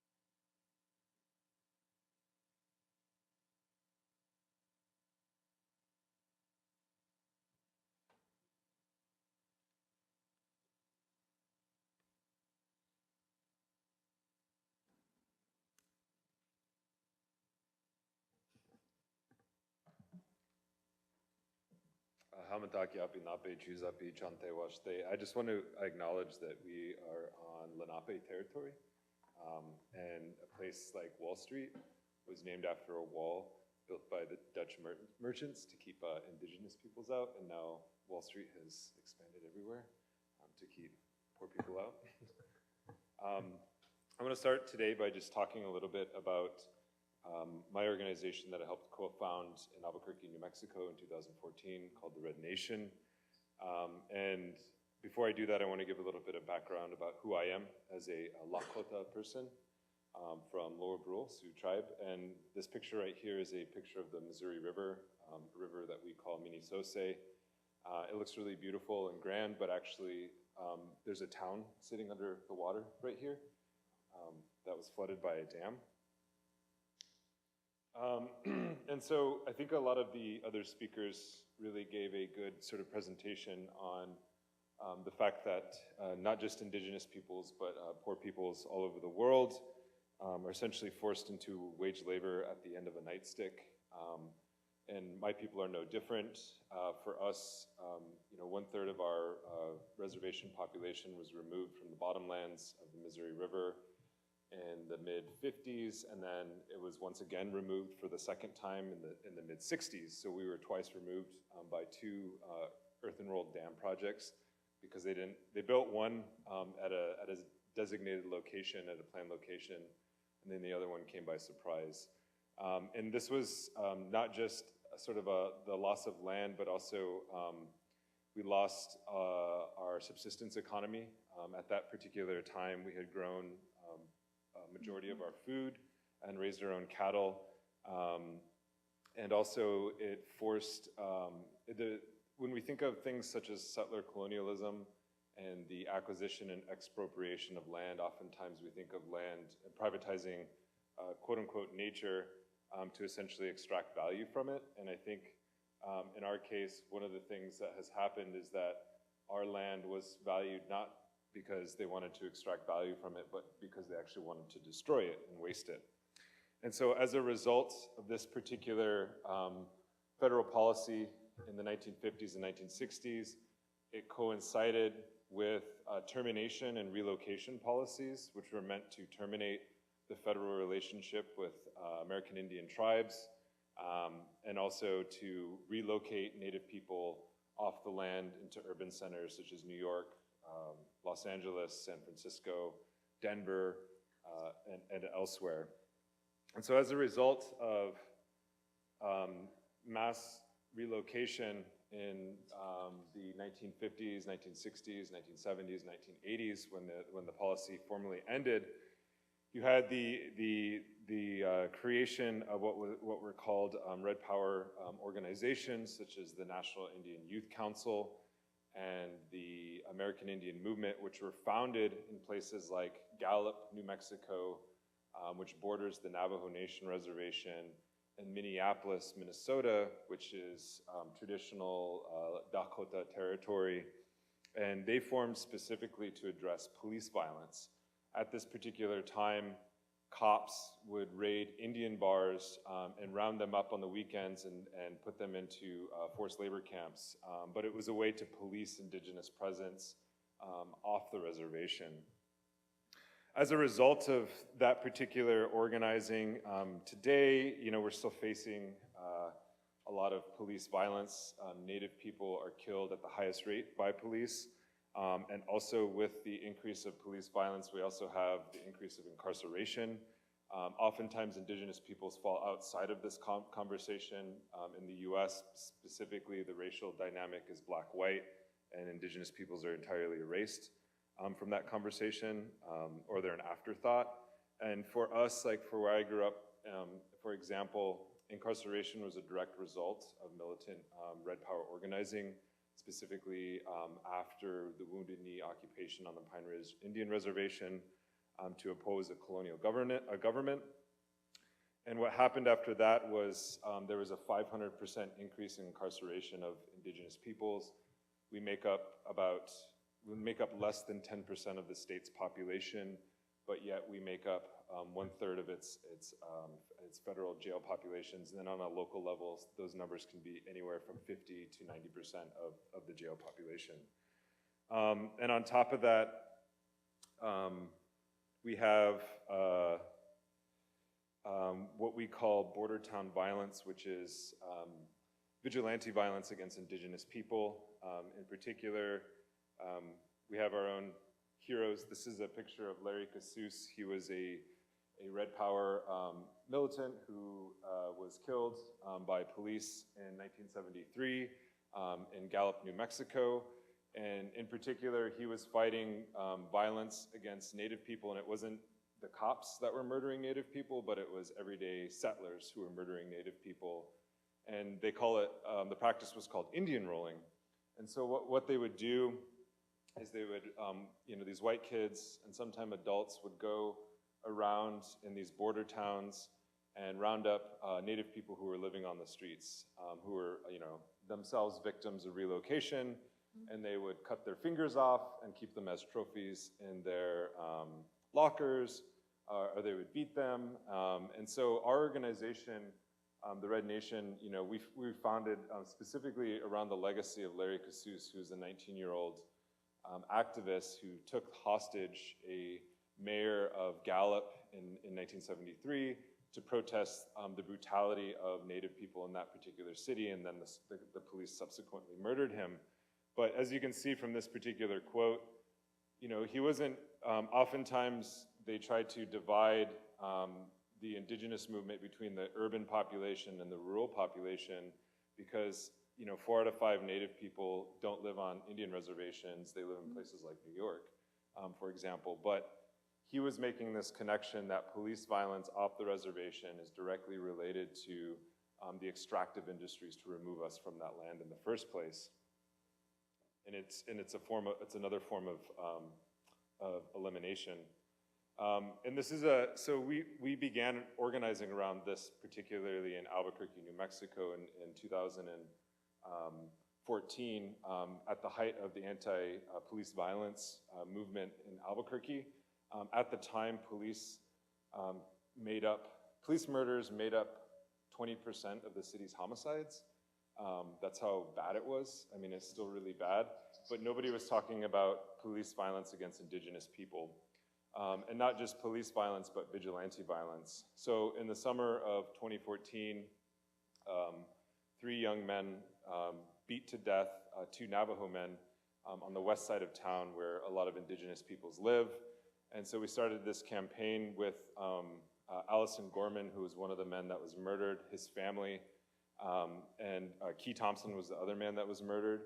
And so we went around and we started talking to community members about their families, that had murdered and missing indigenous people. And so we took names, and it was just specifically in this area of Albuquerque and Gallup, New Mexico. And we ended up with about 60 placards just in the last 2 years of people who have been murdered in these towns. And there was no national media attention around it. This was at the height of the Black Lives Matter movement as well. And so there was a lot of attention around police violence, but nobody was talking about indigenous peoples. People still aren't talking about indigenous peoples. And so this was kind of our intervention, but also it gave a way for these families to have, to mourn in public, right? Because oftentimes when a family member is taken, it's just like, that's it, and it gets closed off. And so as a result of this organizing, we've been working with families of police violence. Our latest sort of campaign was around the murder of L'Oreal Sinigini, who was a Navajo mother who was killed in Winston, Arizona in 2016 by a white police officer, and who was also found, justified.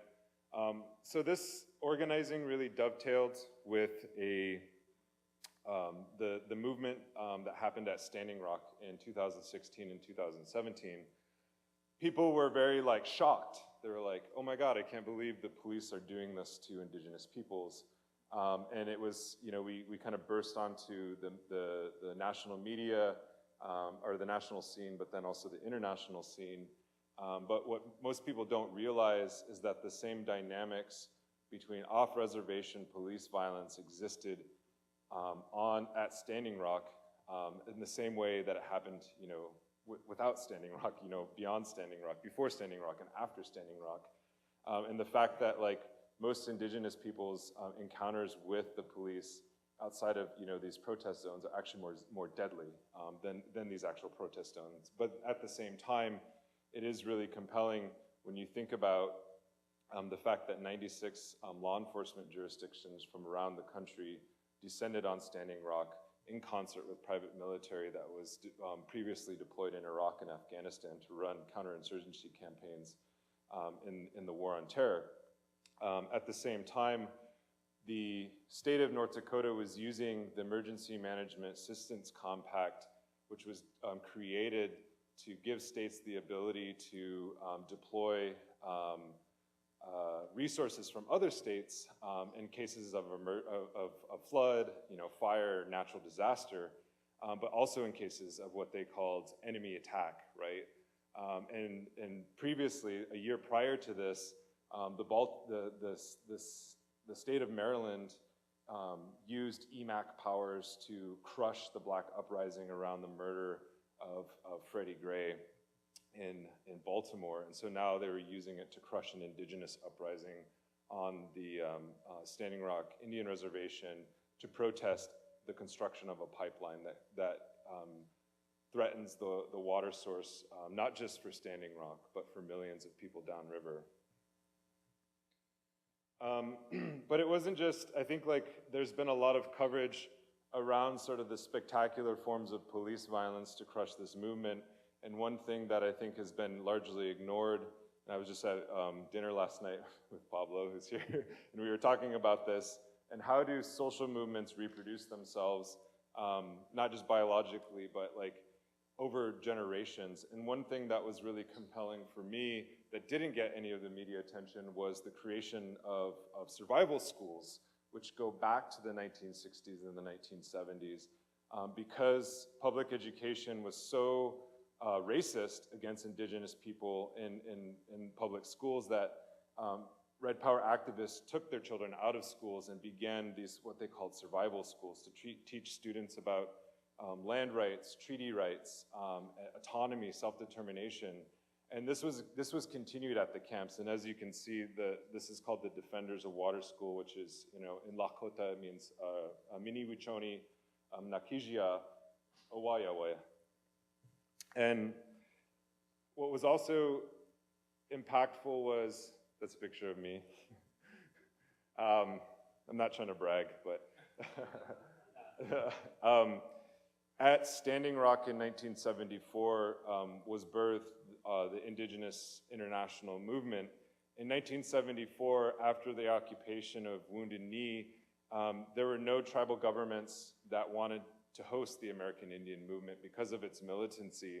And on top of that, because of the American Indian movement's association with organizations like the Palestinian Liberation Organization and Third World National Liberation Organizations, the US media had turned its back on the Red Power movement, had demonized it and had criminalized it, and it essentially stopped reporting on it. So in 1974, there was this mass gathering, much like what happened at Standing Rock in 2016, where 5,000 indigenous people from 98 nations came to Standing Rock and developed a platform. They created a collective document called the Declaration of Continuing Independence, and representatives from places like Puerto Rico, Palestine, Nicaragua, and there were some, South Africa was there, and there were some other delegations. I think one was from Northern Ireland came. So it was a truly kind of international affair that had no coverage in the media at all, in the States at least. And these are some of the participants, actually, of that original gathering. On the left, you have Bill Means, who's the brother of Russell Means, if you know Russell Means. Oh yeah, you know Bill? Oh yeah, Bill's a cool guy. He's got steel trap knowledge. And then on my right is Dave Archambault Sr., who is the father of the former tribal councilman who led Standing Rock through this against the Dakota Access Pipeline. He was the chairman at the time of the International Indian Treaty Council, and he reached out to AIM and said, we got to do something about the dams, we got to do something about the land, we have to do something about the water. And so he invited AIM to come. And then on the farthest right is Kunidog, who's been running AIM security since the 70s. So a really kind of like international affair, a generational thing. Another thing that was really important that I think kind of gets glossed over, especially when we talk about class struggle, is that anti-colonial struggle has been some of the strongest and most widespread class struggles in the 20th century, but yet it doesn't really get that much attention in the US, because the US doesn't think of itself as an occupying power, even though we think of the US as an occupying power.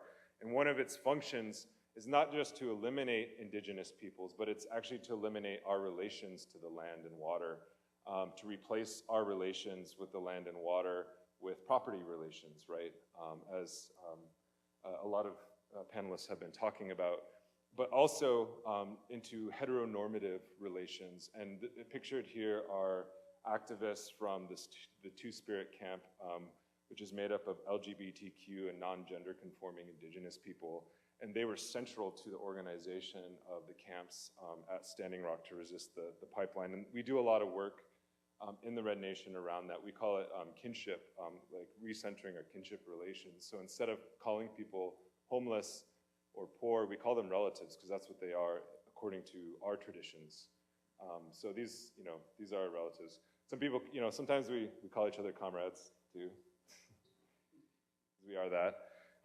This is just a really beautiful picture of the Veterans March. For those of you that don't know, indigenous people serve at the highest rates in the US military than any other demographic.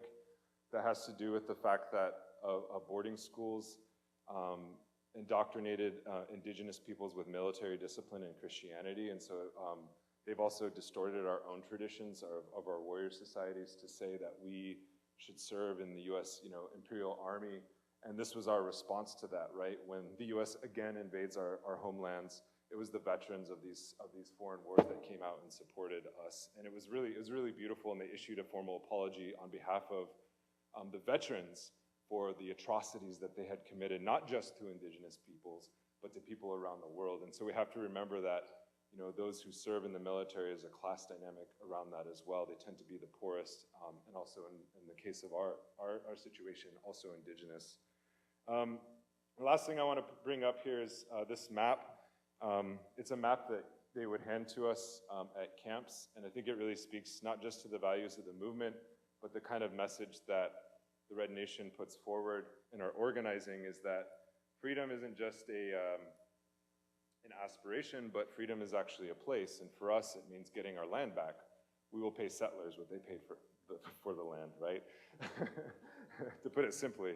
But what's really fascinating about this particular map, right, is it wasn't, when we say things like that, when we talk about reclaiming indigenous territory, because broader settler society is so concerned about private property and exclusivity, that they think that we're going to do to them what they did to us, which is genocide, relocation, et cetera, et cetera, et cetera. But when our land was under attack, what happened? We didn't kick white settlers off the land, right? We invited everyone in to defend treaty rights. And this is a map of the community that existed temporarily. And as you can see on this map, There are, of course, our sort of traditional names, territorial names, but also tribal names. But also, this entire camp was surrounded by a 24/7 military occupation, right? But you don't see that on there. What are the things that are sort of foregrounded in the key are kitchens and first aid service, right? So when, in the absence of empire, in the absence of colonialism, right, people don't build prisons, they don't like create cops and militaries. They create societies that are centered around things such as free healthcare, free food, and the case that I brought up earlier, free education. There was also legal aid camps, so legal aid. These are things that most poor communities in North Dakota doesn't have. And I'm not saying that this is like a utopic kind of like idealistic visions. There were problems, but at the same time, freedom is a place. It's within our own traditions of indigenous resistance to get there. And for those of you who are non-indigenous in this room, I do. And when we're talking about solidarity, we are very generous people, and people often take our generosity as a weakness, but it's our biggest strength. And I also just want to give a kind of like a lesson is that settler society in the US is very selective in its engagement with indigenous peoples, right? Once Standing Rock was over, there was almost zero coverage, zero kind of follow-up and long-term sort of support for indigenous movements. Whereas you can selectively engage indigenous peoples, we cannot selectively engage you because this is still an occupation. So, hechetu, walo.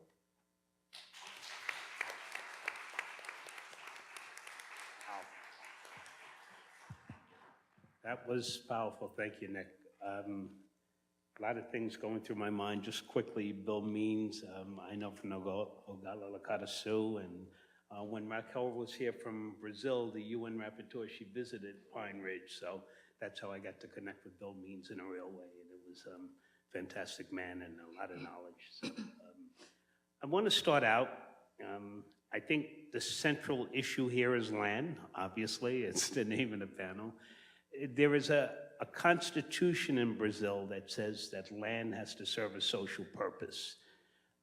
Is this possible in the countries that you all come from? I know it's difficult here, right? And Nick just explained the situation with indigenous folks who actually had access to this land before this country was even founded, but were dispossessed and the land was commodified. Is it possible for us to go back to land as a common good for everybody? And I'll start with you, Nick. Let's go the opposite way people present it.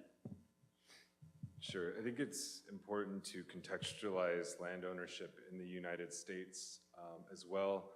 98% of privately owned land is owned by white men. So in a place like South Dakota, Ted Turner, I guess in the Northern Plains writ large, Ted Turner, who is a media mogul, owns 2 million acres of land. That's more than the size of most of our indigenous nations. But also, I think, we are large land-based nations, but at the same time, 80% of the people who use our land are non-native. So for example, I grew up in a community where there was farms everywhere. There was cattle, there was corn that was grown in every inch of land. But we couldn't find a fresh tomato, and we couldn't get corn. We couldn't eat the food that was being grown around us because of land use practices. And so I think private property is one of the fundamental sort of relations that we have to get to. And it's not about returning to a past, but it's actually about building on sort of what I would say. I wouldn't say that indigenous peoples kind of hold the answer to this, but it's a place to start to talk about how we use the land and for what purposes. And that begins with land return and land restoration. And thinking about the South African, we've been talking a lot in our organization about the South African expropriation without compensation. And it's, when we talk about things like settler, this isn't an identity, an individual identity that somebody assumes, but it's actually structured through the law, and it's structured through land ownership. And so that's what we're actually talking about. William?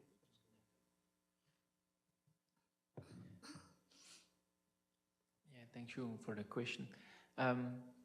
Actually, one of the problems I have with your question is that what I have noticed is that a lot of the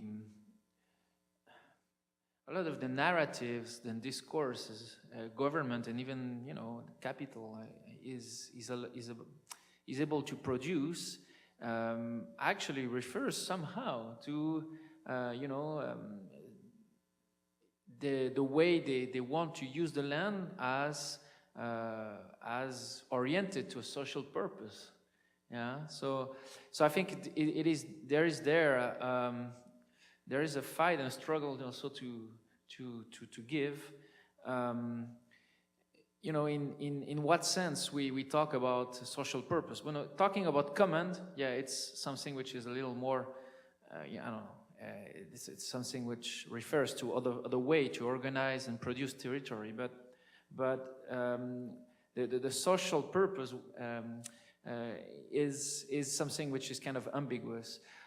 Now, I think, for instance, in Ecuador, the issue of land is a very complicated one because a good part of the country, actually the people who are living on the land, sometimes ancestrally, sometimes they have been there for decades. A good portion of them, they are not officially registered. That is to say, they don't have an official, title, property title. So it gives a lot of possibility for capital to arrive and just install with all the legitimacy to have acquired the title without any problem. So there, I mean, this is also the question of social purpose and just protection of the common. Sometimes in the struggle, people are called a defender of nature or defender of water. Well, I think one of the things they also suffer is from a state that is it's a colonial state, and it has been organized that way. And actually, capital also, transnational capitals also, take advantage of that, which is almost designed to make people that are usually affected by this type of project completely invisible. And the way they organize the territory and produce it is actually invisible. So there is this fight and struggle which is on, and that's, I think, what I can say about it. I'll say it's not perfect, but I think Alexandria will go into the difference because that social protection is supposed to exist in that Constitution. Realizing it is something else. Okay.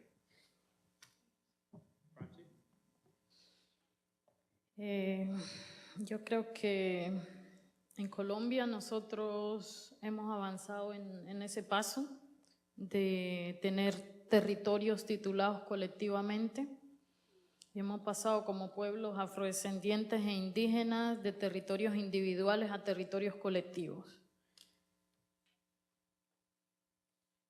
I think that in Colombia we have made advances, we've progressed in this sector. We have advanced from being peoples who have individually held plots of land into collective ownership. No ha sido un proceso fácil, ha sido un proceso que ha puesto muertos.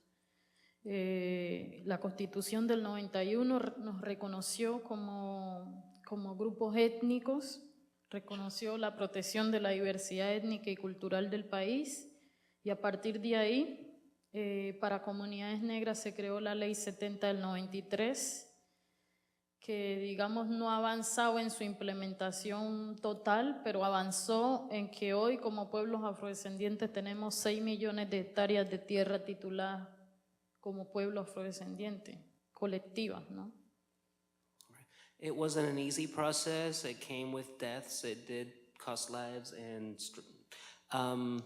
but under the Constitution of 1991, we were recognized as an ethnic group and we were given the right to cultural and ethnic preservation. And under la Ley 7093. And under Law 1793, we now hold collective title to 6 million hectares of land. Y los pueblos indígenas tienen 33 millones de hectáreas de tierra tituladas colectivamente también. And the indigenous peoples hold 33 million hectares of land that are also collectively owned with title. Sin embargo, hemos estado metidos en un conflicto armado y entonces no hemos podido ejercer autonomía y gobierno propio en esos territorios. However, we've been living through an armed conflict, and in that we have not been able to exercise autonomy over those territories. Lo que ha venido pasando es que como legalmente no nos pueden sacar de esos territorios, lo han venido haciendo en forma violenta. Entonces hoy hay 6 millones de gente víctima que ha sido desplazada de esos territorios. What happened is that because they couldn't expel us off that land legally, they've been doing it through violent means. And as a result of that, today there is 6 million displaced people from those territories. El año pasado yo vine al sur, Alabama, a un intercambio con comunidades que han creado cooperativas propias, de economías propias, y entonces planteamos que parte del proceso de solidaridad que queríamos hacer es que ellos nos enseñaban a crear cooperativas a nosotros y nosotros les enseñábamos a pensarse en la posibilidad de tener territorios colectivos aquí en los Estados Unidos. Last year, I came on a visit to Alabama, and we were looking at cooperative businesses there, and we talked about how as a solidarity exchange, they should teach us about setting up and running cooperatives and developing cooperatives for us to do, and in exchange, we could teach them and talk to them about owning land collectively in the U.S. Solo quiero decir algo. Yo vine una vez acá y en una reunión de líderes alguien me dijo que cuando yo empecé a contar que teníamos territorio colectivo, alguien me dijo que ese era el sueño de las panteras negras y que por eso los habían asesinado en este país. Y por eso muchos todavía estaban en las cárceles pudriéndose aquí en los Estados Unidos. Y me dijo como que yo celebro que hoy en alguna parte del mundo ese paso se está dando. Y con todas las dificultades que estamos haciendo, con todo lo que nos toca pelear para proteger esos territorios, yo creo que hemos dado un paso y es el paso que tenemos que dar como seres humanos. And I'll say one more thing, that when I came here and I talked about collective ownership of land and having territorial control, somebody told me that's what the Black Panthers wanted here in the United States, and that's why so many of them were killed, and that's why so many of them are still in prison. And I think that this is something that it has been a very important step for us a very important achievement for us to make back in Colombia, and that it's a very necessary step that's necessary for life. So I'll just say thank you for your comments, and it gives us a way to think about moving forward in a different way. We've traditionally bought into that narrative about individual land ownership, talks about us as individuals a lot, so I appreciate your comments. So I'll pass it over to Aleshania for comments.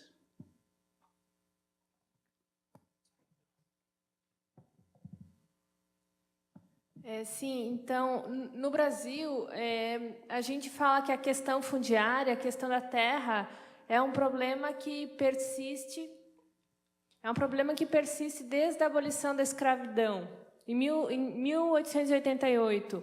So we say that in Brazil, the issue of land is something that goes back to the end of slavery in 1888. Porque o Estado brasileiro aboliu a escravidão, mas não deu a terra para o povo trabalhador, para os negros.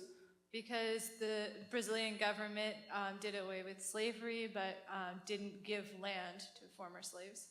E a grande massa dos sem terra, das pessoas sem terra hoje no nosso país são de negros. And the majority of people without land in Brazil today are blacks. Então, esse é um problema do acesso à terra no nosso país, é uma dívida histórica que o Estado brasileiro tem com o povo negro, mas também com todos os outros povos na miscigenação das culturas do nosso país.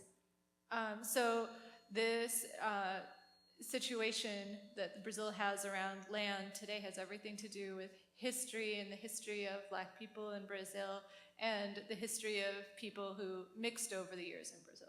É possível tomar a terra para o povo brasileiro? Nós acreditamos que sim, a partir de uma ampla reforma agrária popular. Is it possible to give the land back to people of Brazil? We believe that it is possible with a broad people's agrarian reform. Que passa ao acesso à terra com distribuição, inclusive, das condições de produção na terra. Somente a terra não basta, precisam as condições para os trabalhadores e os agricultores produzirem.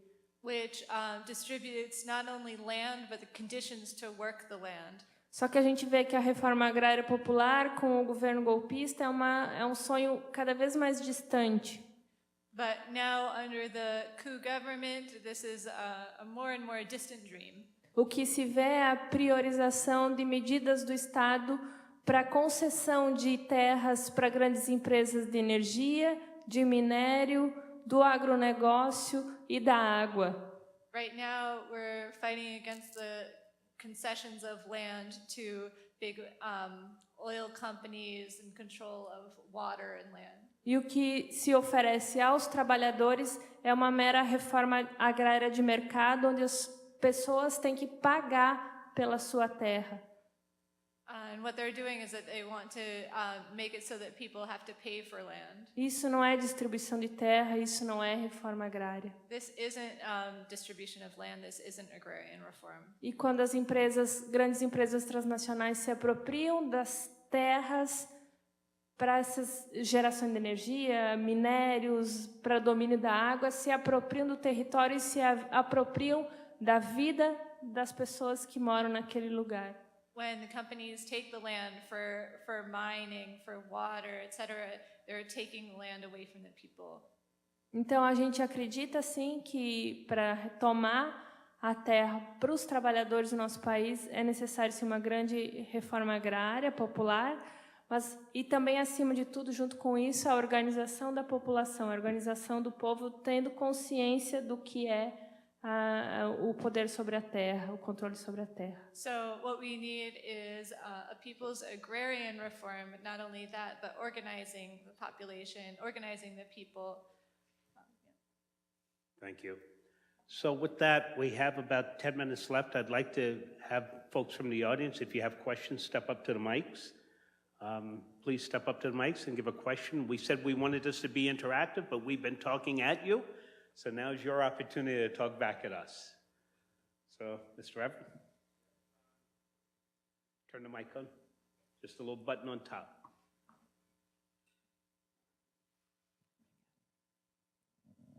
There you go. Yeah, this land question is a universal question. Without the land, there's no people, actually. And I would like to find out, there is this distinction between owning and being leasing, but that is inverted, that where the land is owned collectively, and even when the land is divided in subgroups, there is still this question of national ownership of the land. So we have this distinction, although they have full autonomy. And with that, I had the great privilege of visiting Cuba and see how the cooperative organize. I don't know if any of the members of the panel have been to Cuba and tried to understand how they work their cooperative and could learn from the situation that exists there. Thank you. Responses from our group? maybe Francia, you might want to take a step because this question of collective ownership and whether or not it's nationalized, so maybe you can take a stab at that.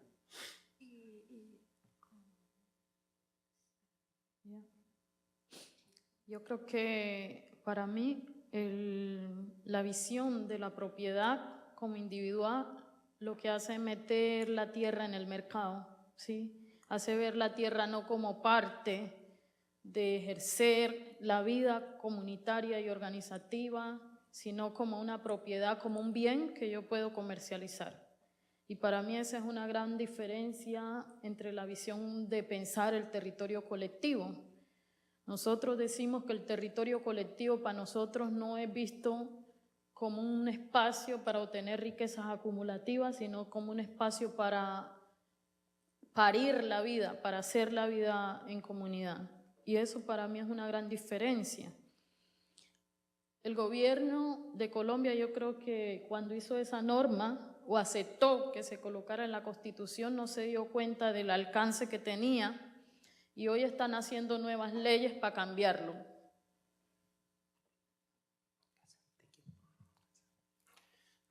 For me, I think the vision of property as individual has a result that you're putting property into the market, on the market, as opposed to seeing it as a tradable good, not as part of life that we all live it on there, and as part of organizing your lives around it and on it. This is versus collective ownership of land, which is not for just extraction, not just for generating wealth, income in that sense, but for community life and for communal life.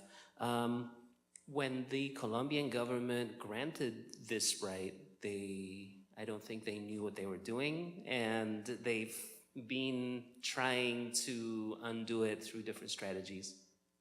Para nosotros, digamos, esa visión de la tierra que es como de la soberanía nacional, pues ha sido un sofisma y ha sido una excusa porque quienes han manejado el Estado, el poder del Estado, han definido qué hacer sobre esos territorios. Hoy tienen un problema y es que como pueblos nosotros estamos definiendo qué se hace en nuestros territorios. La gente está definiendo sus propios planes de vida y de buen vivir en sus territorios. Y eso se contrapone con la visión del Estado, que hoy no está para defender los intereses de todos los ciudadanos o ciudadanas y de todos los seres humanos, sino que hoy el Estado está en función de defender los intereses de las grandes empresas transnacionales, de los grandes intereses económicos.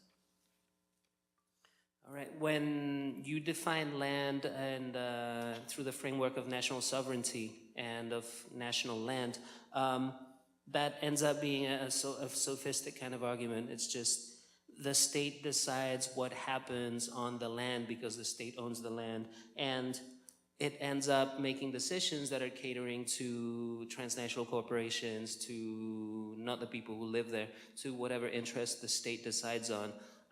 That's something that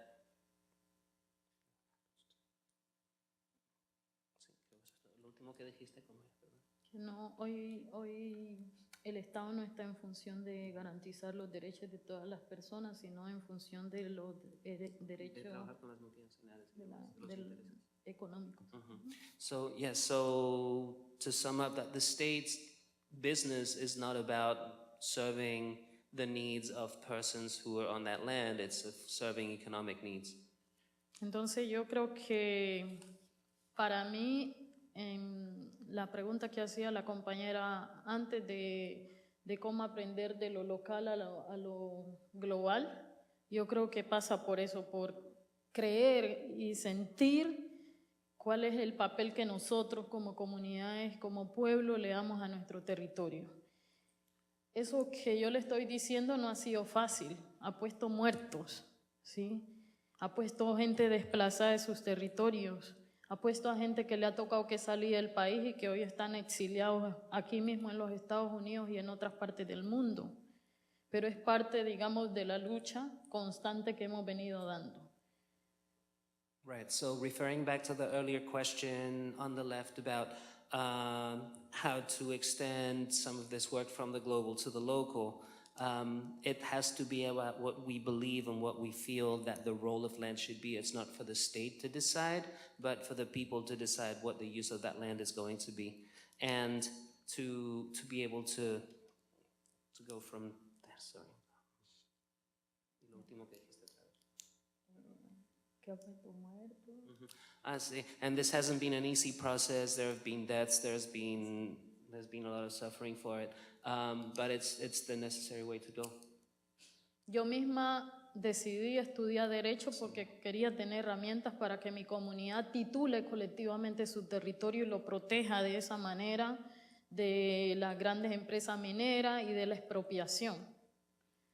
Right. So people, backing up, people have also ended up being displaced, having to go into exile, often into the US even. Myself, I decided to study. I wanted to learn and to find tools to defend our territory and our people and to be able to keep that title and to keep that possession.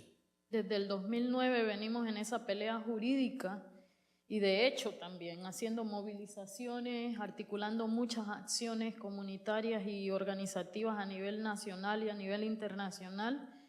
Y esa situación ha hecho que yo hoy tengo sobre mi vida más de 10 amenazas de muerte por parte de grupos paramilitares. Pero esa situación hizo que yo hoy me tocó salir desplazada forzosamente del territorio. Entonces la comunidad sigue estando ahí, yo sigo peleando, pero hoy yo no puedo ir a mi comunidad. Entonces eso es un desafío que tenemos, no es fácil, pero creo que tampoco es imposible. Right, so we've been involved in this campaign and this work since 2009, both with a legal case and also with community mobilizations, with actions nationally and internationally. Being involved in this struggle, I have survived. I have received 10 death threats. I've had to abandon my territory. People are still back there, still fighting, still struggling, but I can't go back there. I've been forcibly displaced. Thank you. Wow. So, final question?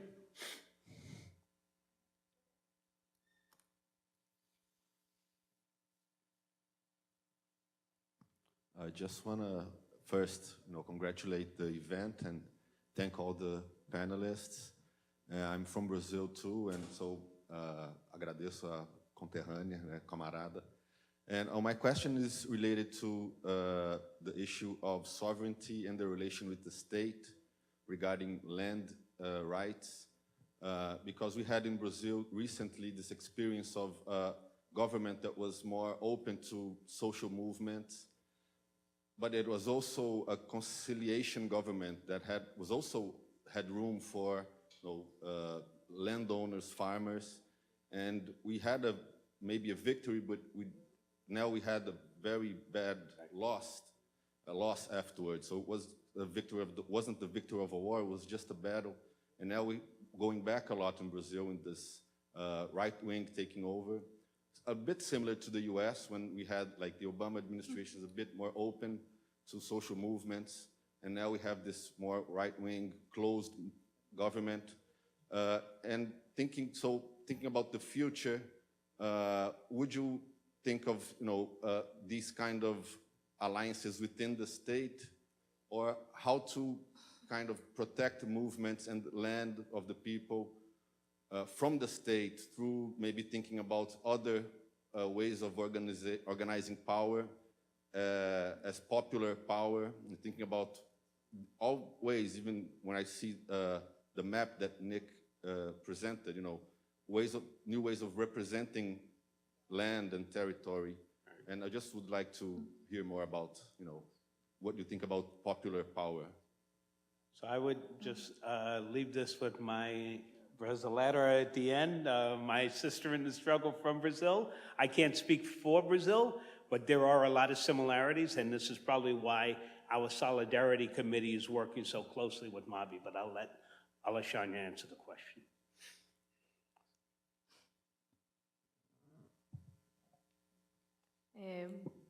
Oi. Vale a pena dizer que, por mais que esses 13, 14 anos do governo democrático popular no nosso país, houveram muitos problemas e a gente não pode fechar os olhos para eles. So it's worth This was continued at the camps. that we had. There were a lot of problems. We can't close our eyes to these problems. Eu não vou enumerar todos aqui, mas talvez um dos mais graves problemas que houveram nos governos do Lula e da Dilma foi a tentativa de conciliação das classes sociais. One of the worst things was an attempt to reconcile the social classes. Atendia pontualmente as demandas populares com melhorias significativas, inclusive das condições de vida das classes trabalhadoras. Por outro lado, abria grandes vantagens para os grandes setores industriais, financeiros, o setor financeiro, avançarem para a exploração do nosso país, incluindo o agronegócio, incluindo os grandes compradores de terras no nosso país. So on one hand, there are big advances for the working class, the workers' rights and programs for the working class, but on the other hand, there were many concessions made to the big companies, agribusiness. Essa operação do Estado brasileiro relacionado com a ação global do capitalismo, com a ação coordenada no capitalismo, faz da América Latina uma região do mundo, na geopolítica mundial, muito cobiçada, ou com muito interesse de apropriação dos bens naturais ainda disponíveis. So in this kind of way of interacting with capitalism on the international level and on the regional level, it's created a lot of interest in the natural resources in Brazil. O que a gente ouve na organização de movimentos sociais na América Latina e o que a gente tem ouvido nessas duas mesas aqui, nos mostram que o inimigo, vamos dizer assim, o inimigo é o mesmo. Quem a gente tem que enfrentar são as mesmas grandes corporações e que agem, de certa forma, do mesmo jeito sobre a população, dos ataques aos direitos das populações. So what we've seen in working with social movements in other countries, in learning about the situation here, is that we all have a common enemy, the corporations and the transnationals. Então, a experiência que nós temos feita no Brasil e com certeza nos outros países da América Latina, nos Estados Unidos, é da organização popular empoderando os sujeitos, vamos dizer, envolvidos nessas questões nos movimentos sociais. So what we've seen in Brazil, in Latin America, here is the need for the empowerment of the social movements, the people in the base of the social movements. O sujeito político, a pessoa envolvida no movimento como sujeito político, não como apenas um ser ativo dentro da organização, um ser passivo na organização é muito importante. It's really important for participants of the movement to not only be kind of passive participants of the movement, but to have a political involvement and consciousness in it. Associando basicamente três elementos: a formação ideológica, a organização política e as lutas populares. So there are 3 points. There's the political formation or training, or the ideological training, the political education, and mobilization, and popular mobilization. E isso no âmbito local, nacional e internacional. And this is on the local level, the national level, and the international level. A gente acredita, avaliação do movimento, de outros movimentos no Brasil também, que a ação estritamente local na comunidade não tem tanta força como uma ação mais geral, mais nacional e também internacional. Se o nosso inimigo é o mesmo, a nossa luta tem que ser unificada internacionalmente. And we believe, along with other social movements in Brazil who also believe this, that the work can't only be on the local level. That's not sufficient. It has to be on the national level and the international level to confront these common enemies. E, nesse sentido, nós estamos organizando na América Latina o Movimento de los Afectados por Represas, que é um movimento internacional de atingidos por barragens, que avança nessa perspectiva da organização, da formação e das lutas na América Latina. So along this line, we're organizing the movement of people affected by dams in Latin America that's made up of movements from different countries throughout Latin America of people that are affected by dams. E, nesse sentido, avançamos enquanto solidariedade internacional de classe, com organizações, com movimentos, com povos que sofrem as mesmas condições na condição de trabalhador explorado.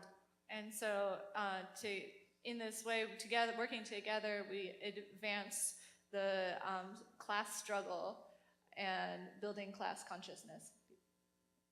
So thank you, Alexandria. Before we end, I'm going to give the final word to Nick Estes, and then I'll thank the panel for being here today.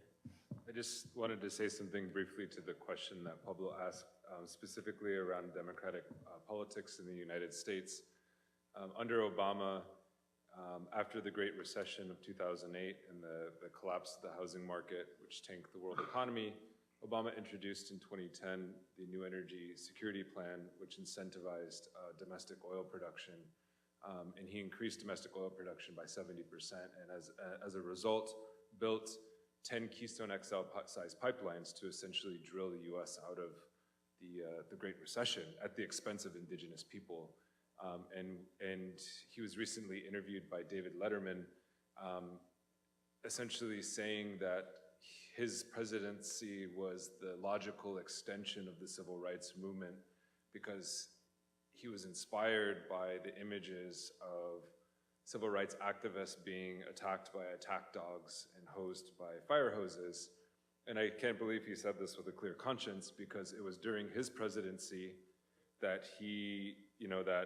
private securities guards sicked attack dogs on our people, and it was under his presidency that law enforcement agencies sprayed us with water and freezing temperatures, and it was under his presidency that he denied clemency to Leonard Peltier, who is a political prisoner from the 1970s. And so I think the notion of a democratic left in the United States is a vacuous project for indigenous peoples. Thank you, Nick. So I know we owe you all a break.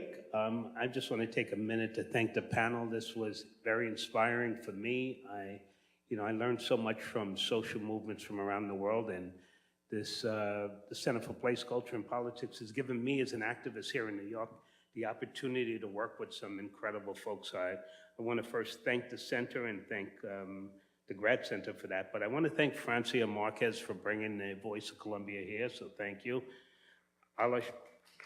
Give it up. Alexandria Rosada, my sister in the struggle from Brazil. This is family, so big round of applause for my family. William Sacha, thank you. I was in Quito, Ecuador, and Guayaquil last year with the Tribunal on Evictions. Very powerful for me and to learn from social movements there, and so Quito was special. And finally, Nick Estes. The struggles in your own spaces, you don't often realize. And as he put the picture of Bill Means up, he just brought back, some memories of me working with the Indian Treaty Council and some other folks. So thank you for that. But translation is not easy. There are some folks in the room who supplemented all of the work that was done in here today. The Caracol Collective, if you guys would stand up, I'd like to give big props. Here in New York, this is a cooperative that does translations for a lot of our not-for-profit organizations here in the city. We all use them. I work with them a lot with CASA, New Settlement up in the Bronx, so thank you guys. And then my sister on the end in the struggle, Lydia Seamus from Grassroots International, thank you. And thank you for being here today. So we'll reconvene at 5 o'clock with the third panel, Historical and Geographical Solidarities. Thank you.